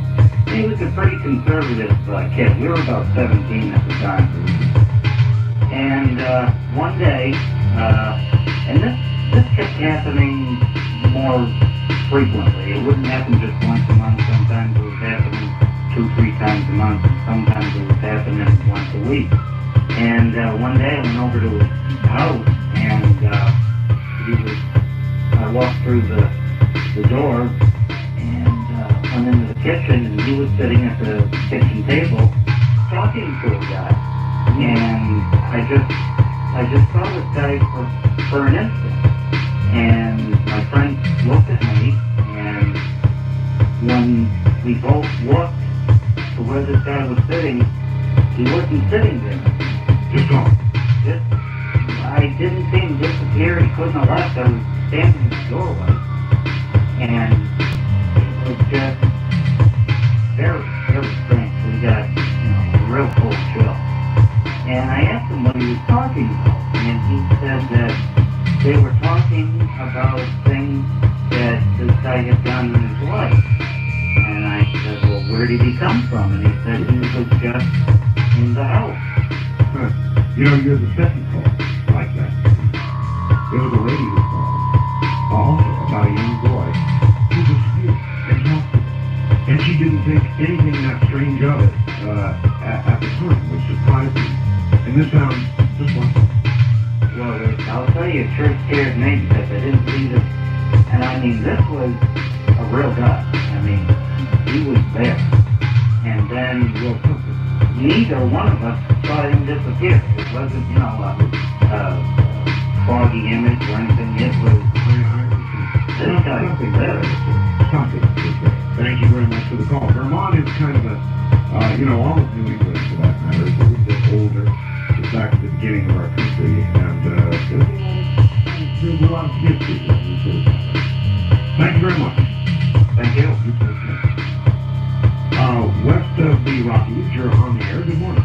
Good morning, Art. This is Johnny from Hawaii Guy. In Hawaii, yeah. Yes, I wanted to share a true story that happened to our family in 1971. We just recently moved from Los Angeles to Escondido, California. Yeah. And my dad was working the night shift. He was a deputy sheriff in San Diego. And we've been in this house about a week now. And I had fallen in the middle of the summer. I had fallen asleep in the living room watching TV.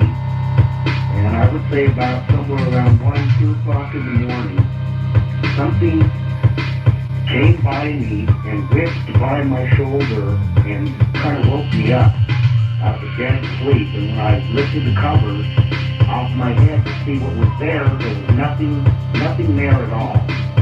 But whatever was next to me or had woken me up had scared me so bad to the point that I was like paralyzed. I couldn't move at all. And all I could think of was trying to get back. I was 11 years old at the time, trying to get back to where my mom's bedroom was at the time.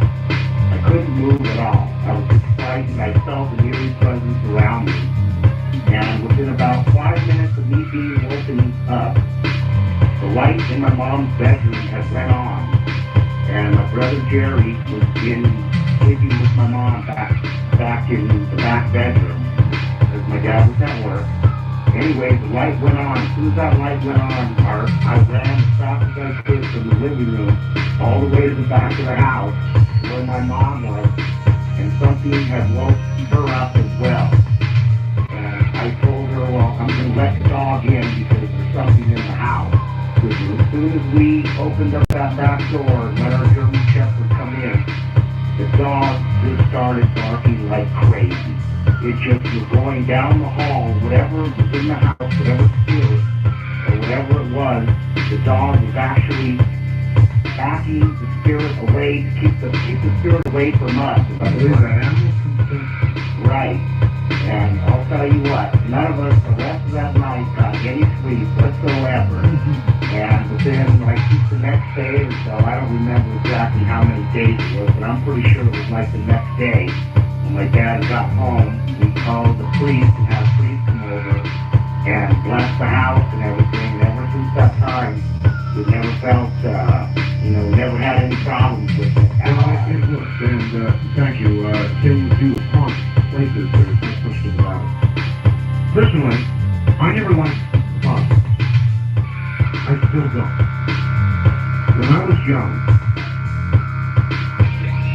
well, I really don't want to lay all of the stories, but suffice it to say that as an adult, I don't go to sleep with open closets. I close them. I'd really rather not relate the experience than have you do things like this. My closed closet, I will absolutely, even if I'm on the edge of sleep and I detect it with an open closet, I guarantee you, will close it first.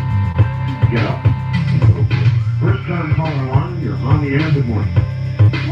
Hello. Hi, Heather.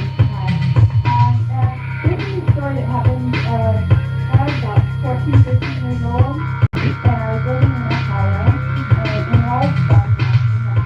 It's kind of a little bit place, but this is the one I heard about. Because my girlfriend and I got a Ouija board because we Young teenage girls and Ouija board. Yeah, I know, but this goes back to the teenage girlfriend. Yes, it does. And, the Ouija board kind of led on because we were also looking into the assets and looking into that. We found out about channeling. And it led on that my friend is spirit. So we started doing it. Where we used the sort of a program conduit. Yeah. So we started channeling spirits and we're doing this. And after a couple of weeks, I kind of got bored and I'm like, well, I want to do it. So I decided to do it. And I remember the experience having to start where I'm still there. I have my eyes closed, I know, but I can see the thing. And I can also feel the presence in my body of this other spirit. And it was a freaky thing, but it was going all right. And I knew the talk was going on between myself and him. And then I hear complaining about how bright it is. Did you hear it in a detached way? Yeah. I was kind of separated from my body. So I could see the room, even though physically get a sense of light. Yeah, so the light is like no channel, people just say that. Okay. Visible. Yeah. We cannot, and the light is like, even the moon myself, and the spirit was pretending the light was so well, after you blow it out. And then she did. And that happened, I was over the side of it, and I see my father, who died when I was 2 years old. So I go over to give my father a hug. I've never even had to say no. Yeah. And I go to give him a hug, and as soon as I see his picture, and my vision, from what I see, was completely black, and I could see a person with 2 heads, red eyes, black, everything was black, with red eyes, it's horrible. And then, the next thing that I can realize is the lights are on, and he's just panicked in there, and I run to the bathroom because I can't even breathe. My heart hurts, my chest hurts, I have burning sensation in my whole body, and I can't even get a breath. How old are you? I'm 25 now. Look, what you did was very dangerous. Oh, I know that. Now, after that, we never did anything like that. Well, there are probably a lot of teenage girls sitting up listening tonight. And when I grabbed Saigon the other night and said, you know, you can tell them that they're not going to listen, they're going to do it anyway. Oh, it's bad. You don't mess around. You don't mess around with that, and I'm not surprised. I really thank you for that story, and I'm sure that you never touched it again. Yeah, it's definitely not right. I appreciate it. Alright. Thank you. Teenage girls and Ouija boards. It's really a volatile combination. Wildcard Line, you're on the air. Hello. Hello, Art. Hi. It's great to talk to you. It's Mike from Long Beach. Hi, Mike. This is a story that happened in a place called Claxton, Georgia. Not too far from Savannah, All right. where my father's family is from. And I was down there visiting one time, and I went to see a cousin. And actually I had another cousin along with me, and my girlfriend at the time. I'm a little nervous, Art, I'm sorry. Oh, that's all right. Just tell the story. Okay. My cousin said, have you ever seen ghosts before? And I said, no. And he said, would you like to see one? Well, I said, I sure would.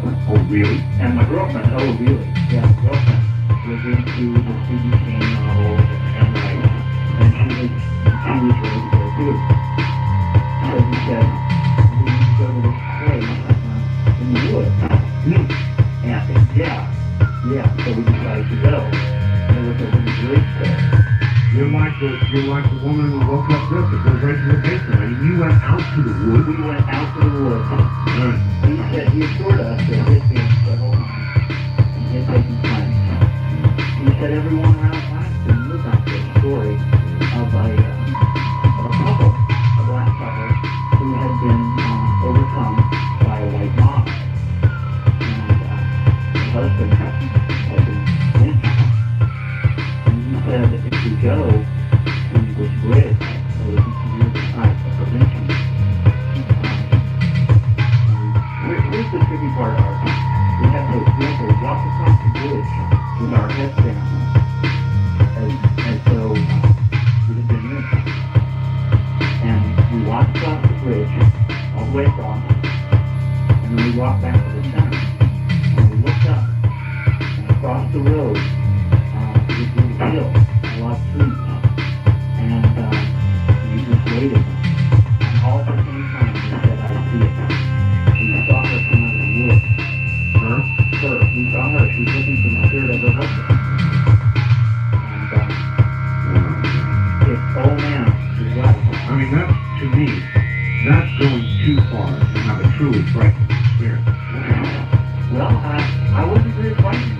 No? No, actually, I was serious. My girlfriend was running away. That would have been me. That would have been you. But I was very serious.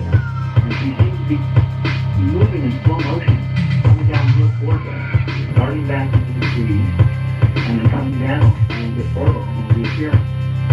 And although the shape was sort of point pattern between like a green glow, and And you just stood there watching, saying, cool. We stood there. One of my cousins left. We hadn't seen it before. We didn't have a lunch cousin.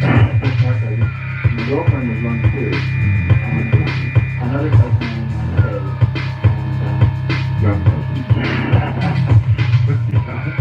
But I didn't feel frightened. Yeah, so you stayed, and what happened? Well, eventually we left. Because the others were running back to my cousin's truck. And we didn't want to be left behind. So we followed them. But nothing bad or anything like it. So I would go back to this class and do it again. I'll be up on that. You would do that I would do again? that again. Well, maybe it's an IQ conversation. Thank you very much for the call. Oh, thank you, Art. Take care. That's going too far to have too much of a terrifying experience. West of the Rockies, you're on the air. Hello. Yeah, hi, Art. This is Lance Paul Logan. Hi, Lance. Yeah, hi. I got a story I want to tell you when I was out in the Marine Corps when I lived in Southern California. A friend of mine was getting married and his wife was from Hanford, California. And we had to go over there for the wedding. And before we went over there, she said that we had to, we could stay at a friend of her house where she lived when she was a teenager. But she was going about this one room in this house that was built down by the guy that used to own the house that she used to stay in. And she said that she woke up one night and there was this thunder and lightning going on in the house. And she got really scared and she got up and she looked outside and all she saw was cloudy sky. So, No cloud? no clouds, no nothing. Thunder and lightning inside the house? Yeah, she saw the flashes going through the windows, and so we kind of took this story like full of fun. Yeah, right. And so me and my friend was in the back room there where she used to stay, and they had like a couch back there and kind of like a game room, a dartboard. And we're standing there throwing darts, and we're talking about, yeah, what do you think, Getty? You think she's had a little too much to drink or something during that night when she saw these clouds, these thunderstorm and stuff? Yes. And, we're kind of discussing it. And, we just got through throwing darts, all 6 of them in the dartboard. And my friend went to pull one dart out, and it popped out of the dartboard. And he goes, oh no. And then, like he didn't get the points or something for the dart. And then he went to pull another dart out, and it fell down to the ground. You mean before you pulled it? Yeah, before he even touched it. We went to reach for it, and this happened all 3 times. And so after that, we stood back, and we looked at my 3 darts, and each one of them, one by one, fell down to the ground. And we just went, oh.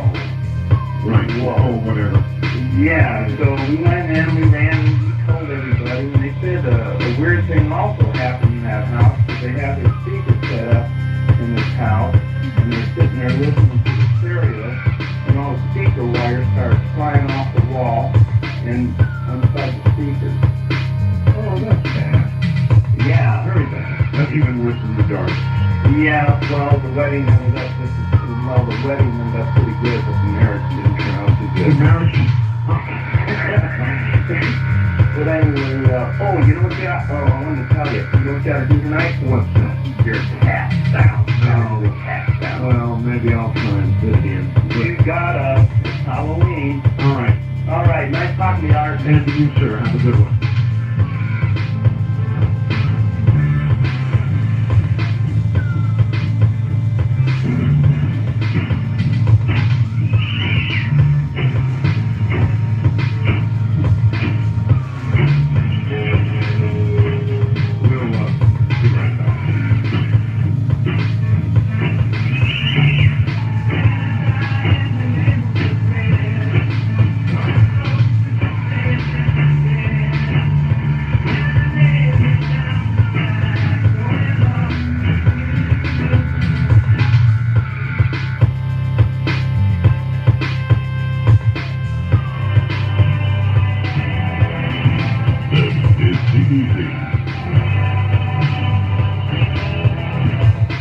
You have the guts. Turn your light down. Hi. By the way, I want to thank my wife for decorating my studio with all kinds of nifty things. As a matter of fact, there is a skull. She's hung straight, but she always does for me. There's a skull right above me, and if I cut my hand,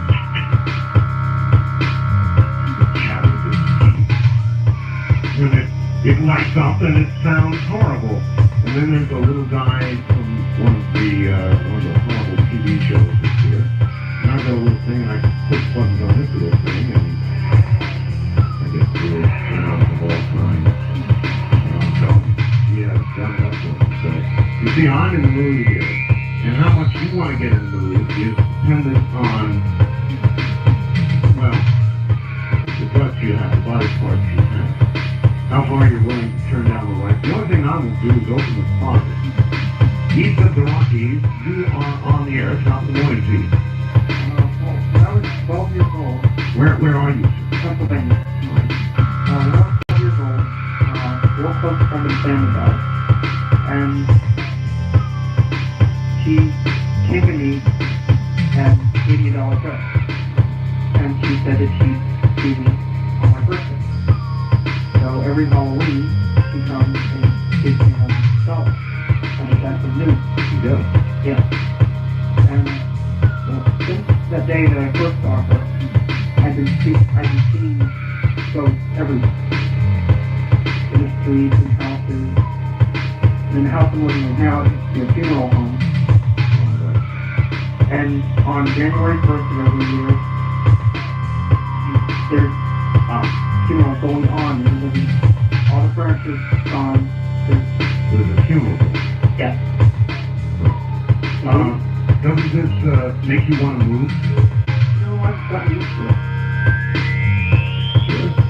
Out in the living room, we will go in now. Get used to it. It's only one day a year.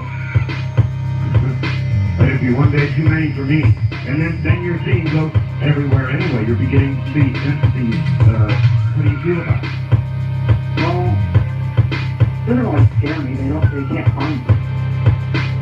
How do you do it? Well, ghosts don't harm me. How do you know that? Because I'm talking. Well, maybe the one you know does. But we've heard some pretty strange stories. Well, most of the ones that do are really demons. Demons. Yeah. How does a person who doesn't see a lot of these entities like yourself discern the difference? Well, you can't really tell. Well, you've made my point for me. Thank you very much for the call. You can't really tell. First time caller line, you're on the air. Hi. Good morning to you.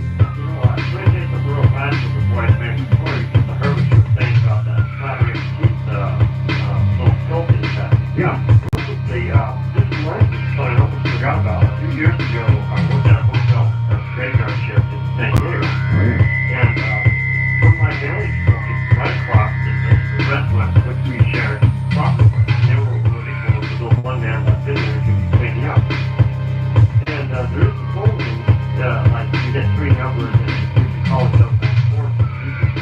Gotcha.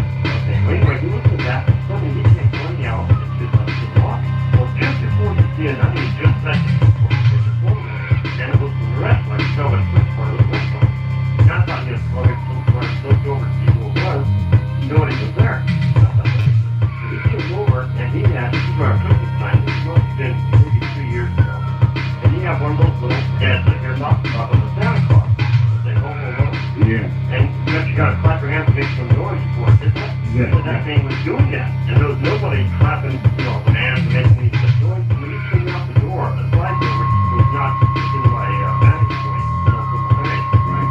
At the same time, it's my phone rang. And even that was just strange. That was so I almost forgot about that. Can you feel I mentioned the skull? Yeah, I remember that. But I think it's pretty cool. Here we go. yeah, okay, well this occurred when I was very young. I was about 5 or 6 years old. This carried on for a few years. I lived in a home in Florida, California. And I don't have a full recollection of the layout of the home, but I remember my room I shared with my brother was a pretty good size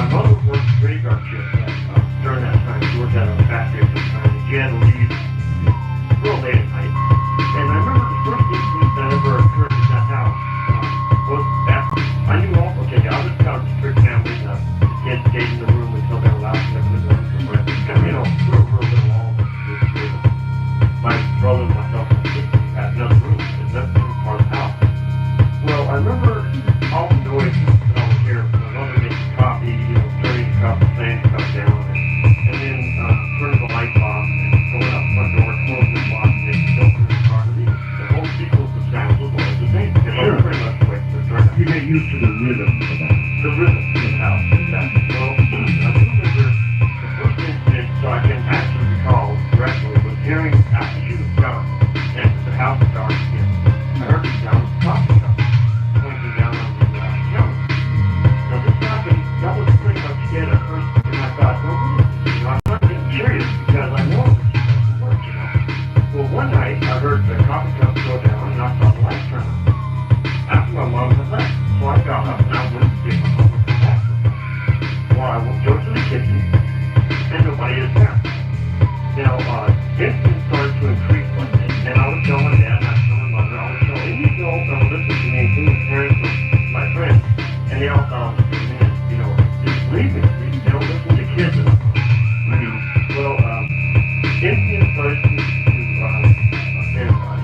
and also something else started happening to my dogs. We had 2 short-hair dogs who loved it at night. We were out in the bathroom, we had the washing machine dryer. And pretty much, I was there because I said each once a week the dogs would get out. They'd come tearing up the hallway and jumping over the bed and stuff. My dad would get myself and my brother in trouble for that, thinking that we're like the dogs out. Never once did either my brother or I ever do that. Over pretty much every day. Just seemed as though that was happening. And I'm beginning to wonder about that now. But the incidents that I know were spiritual in nature started to improve, started to increase. For example, when I would wake up suddenly with a start during the night. And something would wake me up. Why or how sharply, I can't really explain. But there would be a very, very cold presence in the room. Extremely, extremely cold. And it would be covering right over my bed. And I know it was something, but I didn't know what it was.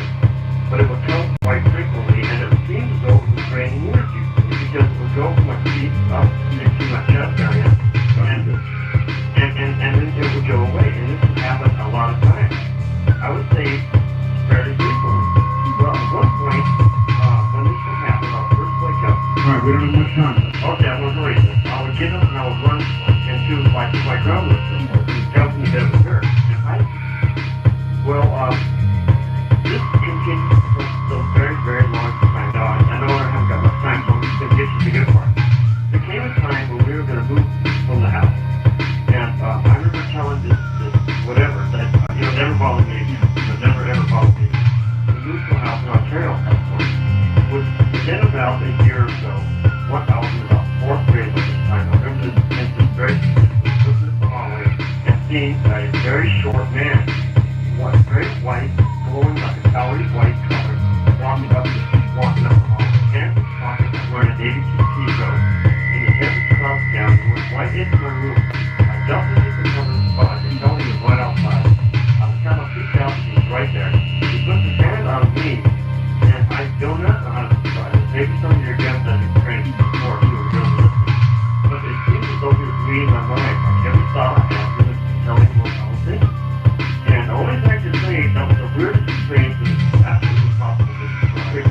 But I do remember seeing the person's face, and it was blank. It was just a blank. A blank face. All right. Well, I appreciate the story. I would say this: that children and animals sense these things before adults do. Not that adults don't experience them, but they have to be much more obvious. And sometimes they can occur, and your animals will know there is a presence. Your children will know, and you will put it on, as one does children, to their active little imagination. But when they get older, and they become as you, they too will be basically immune to it. That doesn't mean it's not there. You just have forgotten how to see it, and hear it, and know it. Not children. West of the Rockies, you're on the air. Good morning. Good morning. This is Brent from Seattle. Yes, Brent. Got some news items to handle. The open closet. I would know. Got a story for you about a haunted radio station I worked at about 7 years ago in Southern Idaho. Oh, there's stories and broadcasting. Southern Idaho. Yes. All right. I went to the station because the management would get quite upset even if we would ask about the ghost. I worked there on the weekends, overnight shift, and basically the only one in the station. I'd heard about the ghost years before. We used to go out there for the ghost tour. show us things that it would do. It would flip on lights, basically on command. Really? And so when I would work out there, lights would flip on and off, phones would ring, pick it up, be a dial tone, hang it up, swing, dial tone. The layout of the station really set up, if you wanted a Coke or a snack in the basement, which at 3:30 in the morning you're kind of freaked out, when you're hungry, you go to the basement. And so I would get out of the basement, and the layout of the station, say from the south wall that was down, going north, there would be the stairwell to the basement. On the other side of that would be the wall of automated machines, and then just straight over the opposite wall. I'd be downstairs, hearing footsteps move from the desk across the stairway through the automation just in a straight line, just thud, thud, thud, thud. And, you know, what do you do at that point? None of that is true. You stay down there and get the Coke, or you go back downstairs and face it. The strange thing about this ghost is it was connected to one of the DJs that worked there. Before it ever appeared at the station, it was at his house. And I guess it was a pretty... Things that happened near the station were violent. Things that happened previously to the other DJs that were pretty violent. Things being thrown at them. Well, that's, in other words, it can be transferred, usually because it occupies a person, and that person brings it to a new place. Yeah, that's what happened with this. His wife left his house with his kid. It had gotten that bad. Told him to have a priest come in there and bless the house or move or whatever, but she wasn't coming back. Had a priest come in and bless the house. And then if they did that, stopped there, everything started up at the radio station where it was. There you are. All right. Well, see, it was forced out of one location, transferred itself. Wildcard line, you're on the air. Right. Hello, Mark Pat here, KSFO, San Francisco. Hello, Pat. Boy, I'm ready to run just like you. A lot of these stories, I am gone, just like you. That's right. Teenager, Golden Gate Park, place called, well, maybe the kids call it Dark Valley. The rider bikes through there, in the evening, of course, on the streets, it'd be much lighter, but down amongst the trees, it was a nice road. We used to love to take it, dip it down, and pedal like hell to get to the other end. I have to say, Grim Reaper, whether man in a costume art, I have no idea. Settling down, about 5 in the evening, mighty dark, and with a friend on our Schwinn's or single speed bike, and it's dark. There's a tree line. We're on a road about 6 feet wide. Sure enough, perfect example. Just out of the darkness, walk.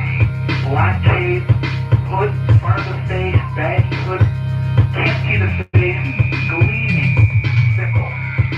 In other words, normal San Francisco road. No, still kidding. No. I mean, even with a sickle and everything? I couldn't believe it, Art. I couldn't believe it. And of course, he comes out of it just as we pass. And the arm goes up. I'm screaming by now. Oh my God! I'm screaming, my buddy, pedaling like hell. Yeah. And I go like right under his arm. He touches me. Okay, and we're out there. Okay, the police, a big friend of mine, let's go back and look dead up here with some weirdo. Well, Art, I had never had anybody die around me. But sure enough, within that week, my best friend, not the guy I was with on the bike, but he did not die on a motorcycle down out front of the beach. He was going too fast. We were taking turns on his motorcycle. Woman from the middle lane cut across right in front of him.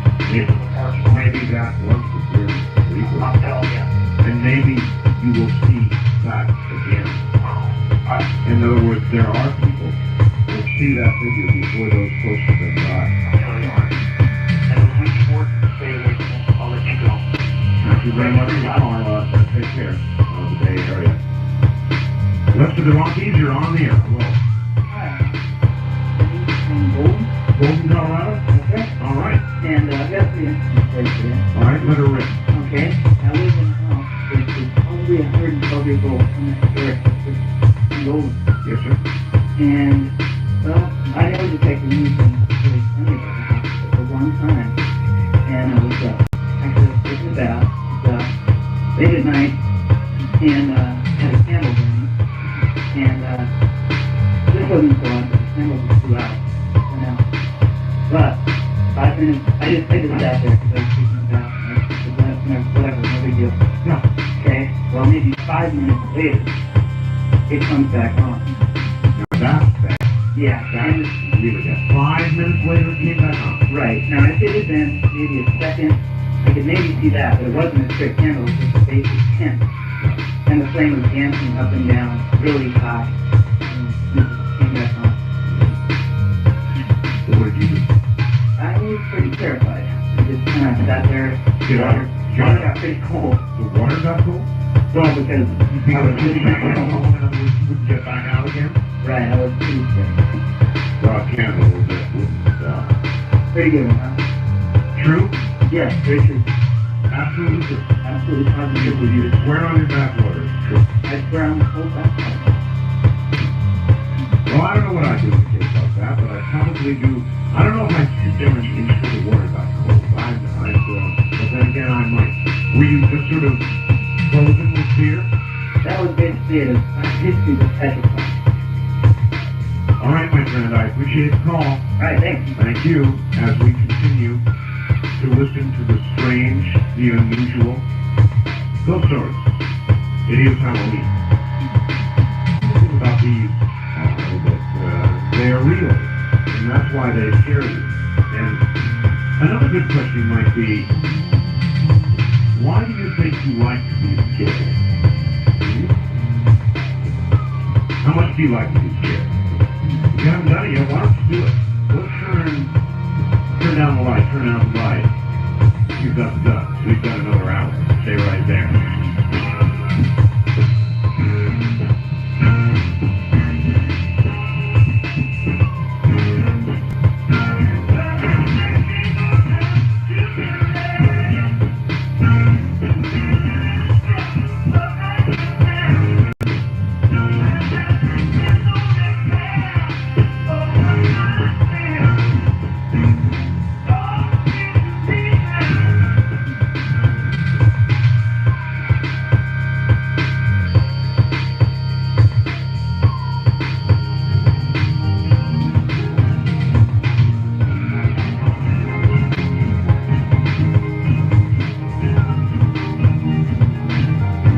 You're listening to the best of Art Bell. From the Kingdom of Now, Coast to Coast AM continues with Art Bell. On the first time caller line, you're on the air. Hi. Hi, how are you? Fine. Where are you, sir? Fine. Where am I? Yes. I'm calling from Ohio, California. Oh, hi. I know it well. Right? Well, very well. Back in 1989, I was 19 years old in Arkansas. Okay, and I was with an acquaintance that night, and he was going to do a call. Okay. Now, I was not. We said good night. I went home, and it was just getting dark, and I was bed. Okay, I'm facing the wall, and then started to doze off, and not quite asleep. I get a eerie feeling, and the room gets chilly. I kind of look to my other side. There's the man that I was with early on that evening. Bad time. And I looked at him and I said, what are you doing? How'd you get in? Because I have the door that open and bang. And he looked at me and he just laughed. John, that's all he said. And so then I got up. I was awake. I got up and I followed him. And he let me sit down. I put down the switch, light went on, so I went to the door, and it was dead woman and still pain. So, actually I wasn't scared that night when it happened. However, every night there on the house, I went to sleep with the light on for quite a while. I'm sure you did. Yes, I did. And I asked him about the next day, and he just thought it was wrong. It's a ghost story because he was still alive, but I did see him there, and he disappeared. That's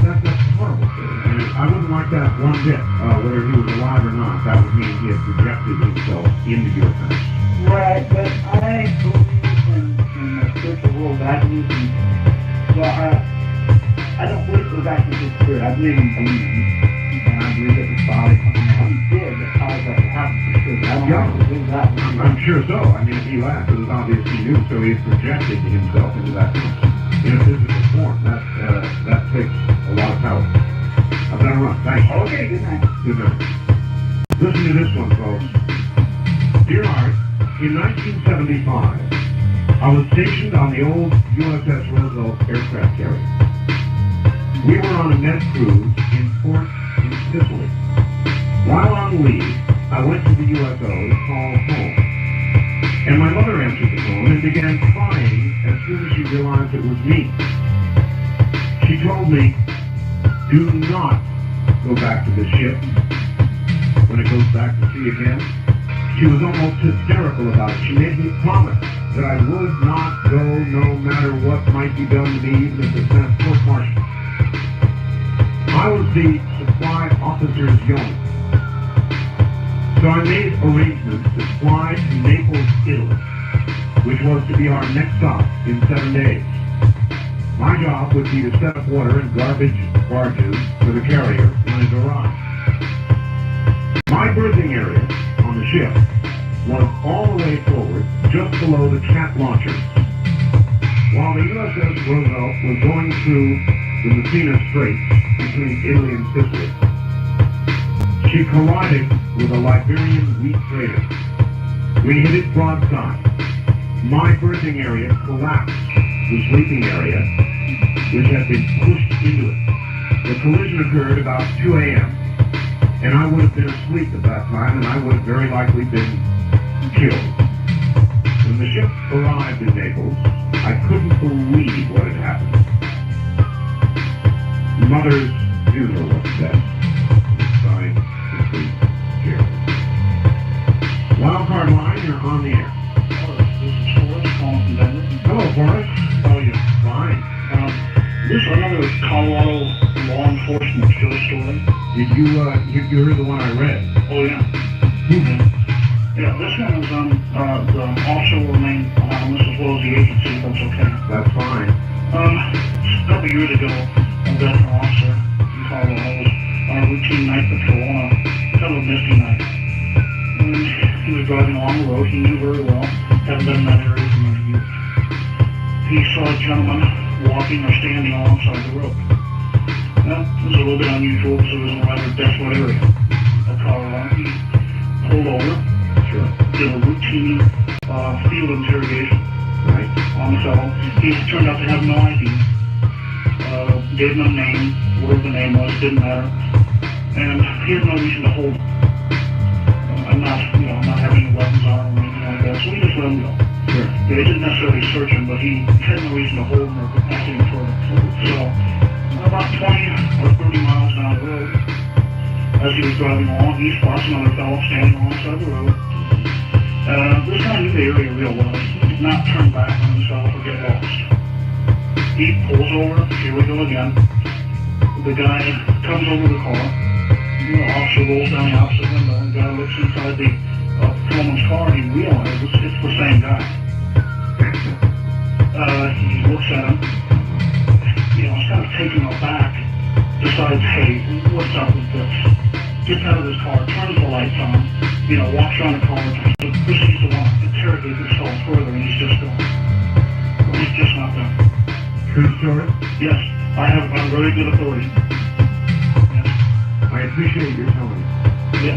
Thank you very much. Thank you. That is one of many in law enforcement. And as you know, they work in all hours. Law enforcement goes on 24 hours a day. So they're out there in the dark hours. And east of the Rockies, you're on the air. Hello. Hi, Art. Hello. Bill from Bath, Minnesota. Hi, Bill. KSTC. You bet. I had an experience about 5 years ago. I went to a housewarming party from places at work. And during the party, I went into the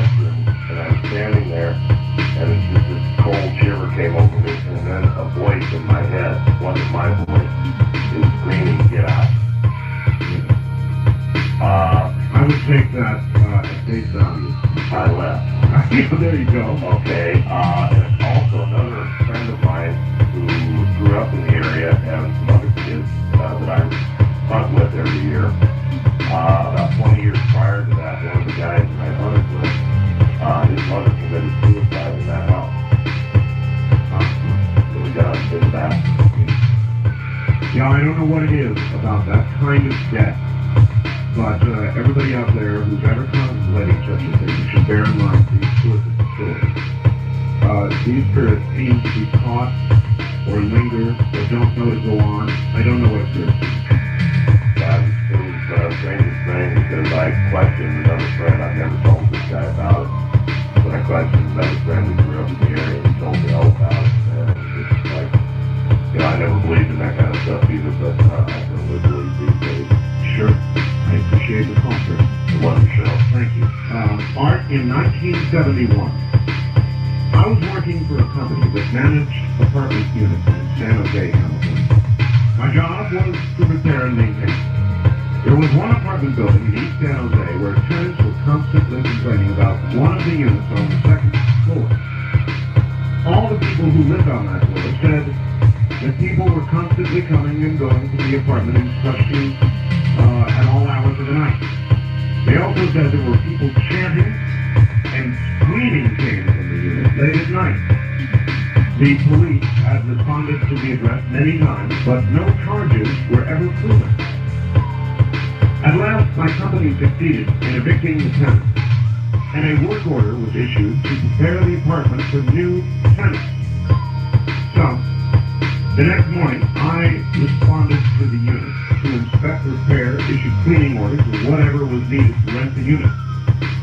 As I was trying to open the door, a kind old black lady from down the hall came over and said to me, "Son, don't go into that apartment before you bring a priest who's left it. That place is evil." As I opened the door, I beheld an eerie sight.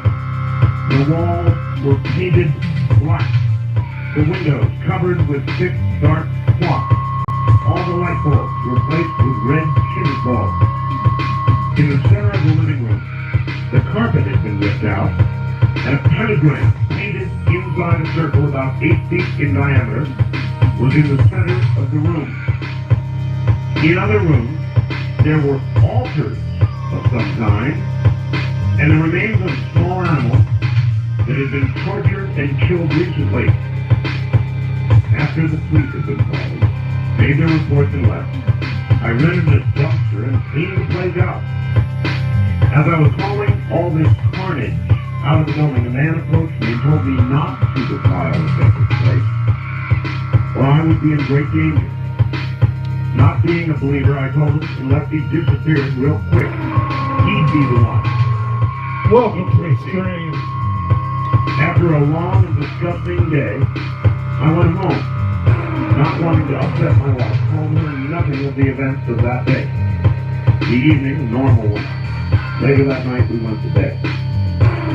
At about 2 a.m., I was awakened by my dog going crazy and my wife screaming at the top of her lungs. As I sat up in bed, I felt the room was freezing cold. There were 2 pillars of blue light that went from the floor at the foot of our bed to the ceiling. The pillars were pulsating blue light and shimmering in the dark. My wife began to pray. I screamed. Several minutes later, the lights faded away. The next day, I contracted the rest of the job and never responded to that address again. West of the Rockies, you're on the air. Yeah, hello. Hi. Yeah, Jose from California. Yes, sir. Yeah, KFMD, right? yeah, San Diego. My story has to do with your radio station. My radio. Yeah, so we're doing it against my gospel today. Yes, I did. Brad Spider. Yeah, and I was listening to your show, and I was putting my radio all the way up. And I couldn't turn it down at all. I tried everything. I turned it off. Somebody wanted you to hear. Nobody, I don't know what happened. It just wouldn't off or anything. Really weird. I